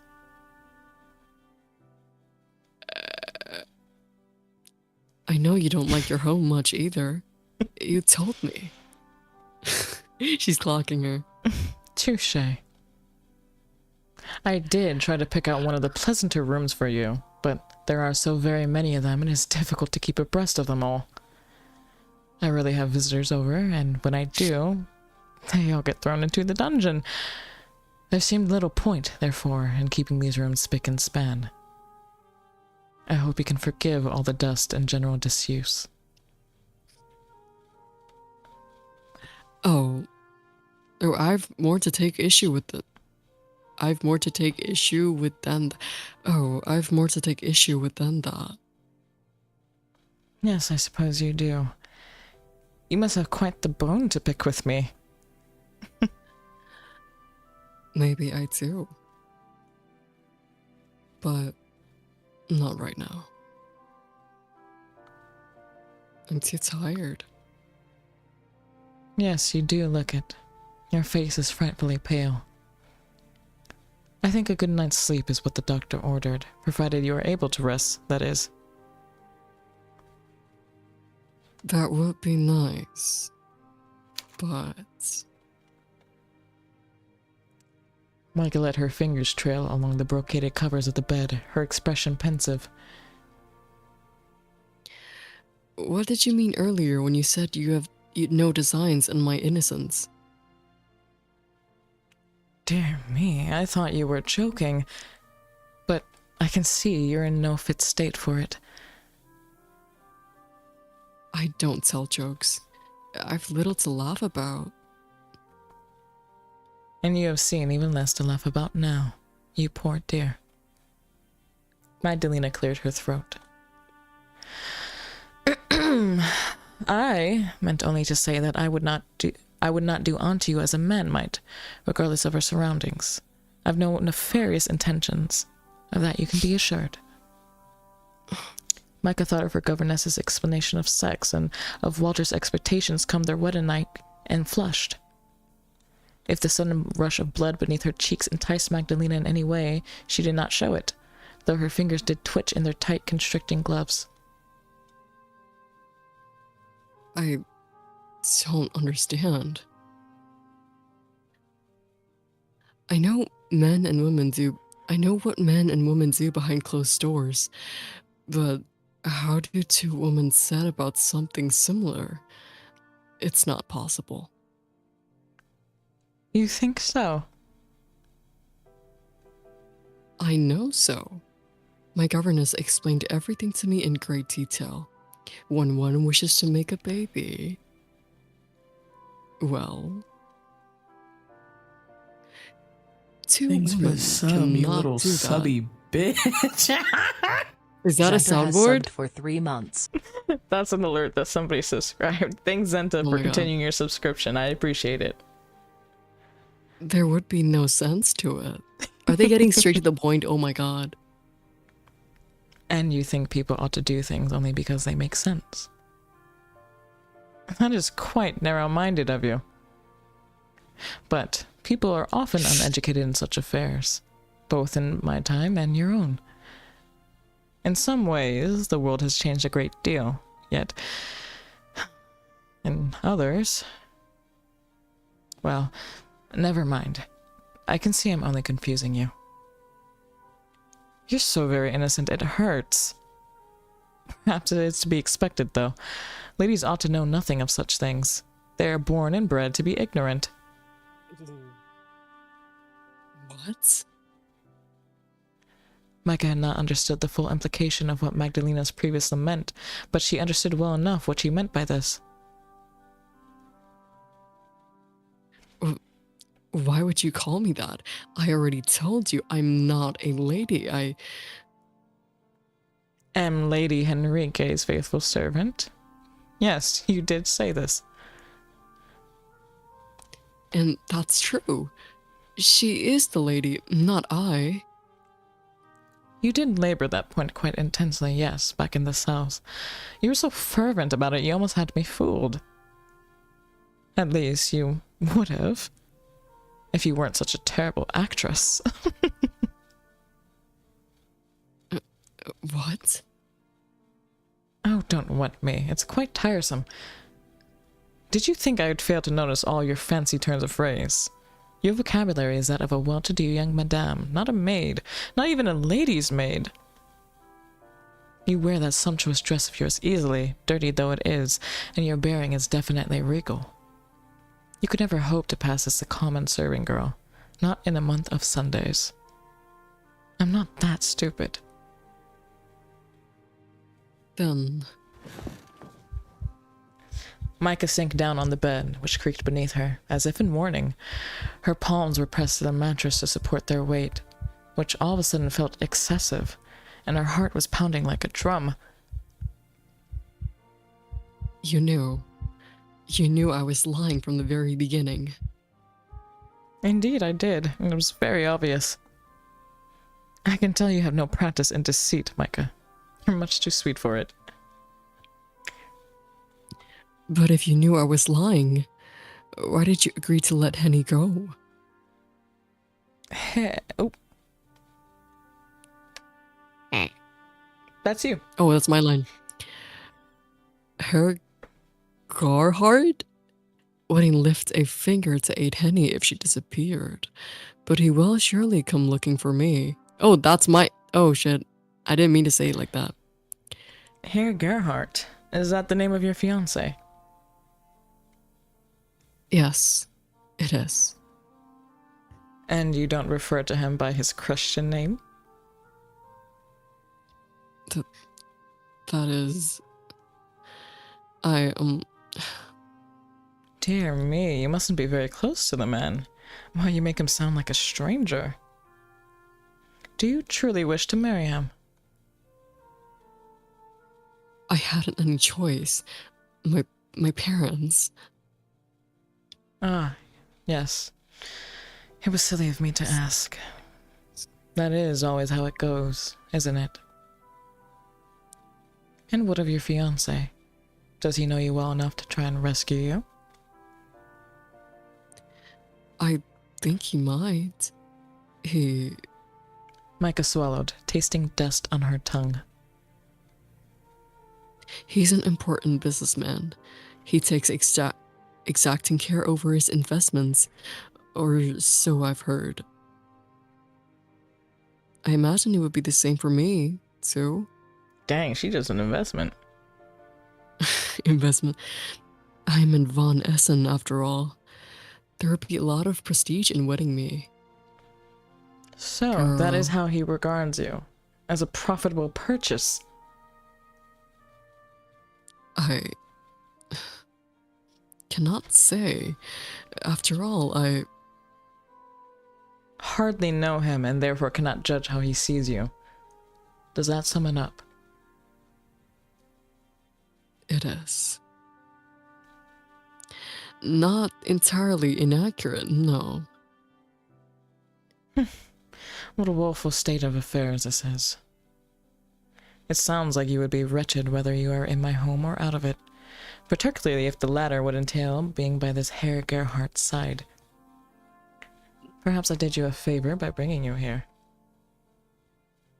Micah did not reply to this. She did not want to give Magdalena the satisfaction. Well, never mind all that. Your fiancé can try to look for you if he likes. I do not care. I doubt he would be able to best me. But you said you wished to avoid all that. Did I really? Yes, you did. That's why you proposed letting me go. Oh, yes, good memory. It would seem that the cold hasn't eaten away at all your faculties. Not just yet, at least. As for why I changed my mind, well, that needn't concern you. But this isn't about... Oh! But this is about me. Surely it must concern me. Oh, there was no real reason behind it.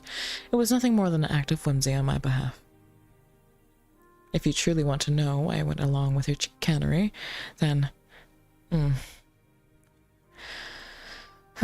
Well, let's just say that I felt touched when you offered to throw your life away for the sake of your maid. Few mistresses would be capable of such compassion. It was truly remarkable. I didn't want your efforts to be in vain. That's all. And you are prepared to put yourself in danger for that? I won't be in any danger. I'm a vampire. I can shatter rib cages with a single touch. Or thereabouts, at least. Now you really must get some sleep. It will be better for you than asking all these silly questions. But I have nothing to change into. What will I sleep in? I considered as much and took the liberty of stocking these drawers with some of my own clothes before I fetched you. You should find that they fit, more or less, and they're clean, which is more than can be said for the rest of the linens in this place. There are books on the shelves too, which you may read, and I drew up a basin of water for you to wash yourself in upon waking. You could find no better amenities in any inn. I do hope you'll have a pleasant night, and sweet dreams. Magdalena smiled sardonically, then dropped Micah another curtsy. Just try not to breathe in through your nose if the smell bothers you. I wouldn't want you to spend the night coughing. A fair lady such as you needs her sleep.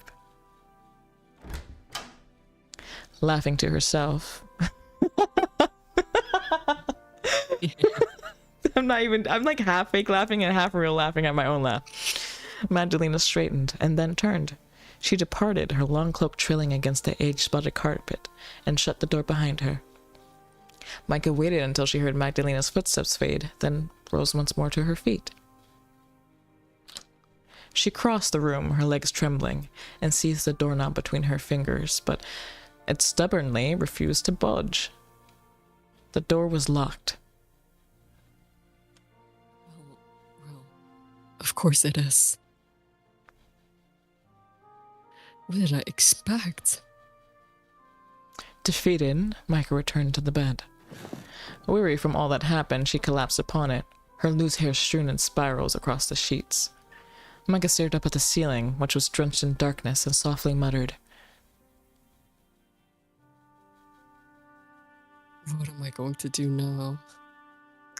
Micah's question, of course, fell upon deaf ears. There was nobody to hear her. She was all alone. What the hell?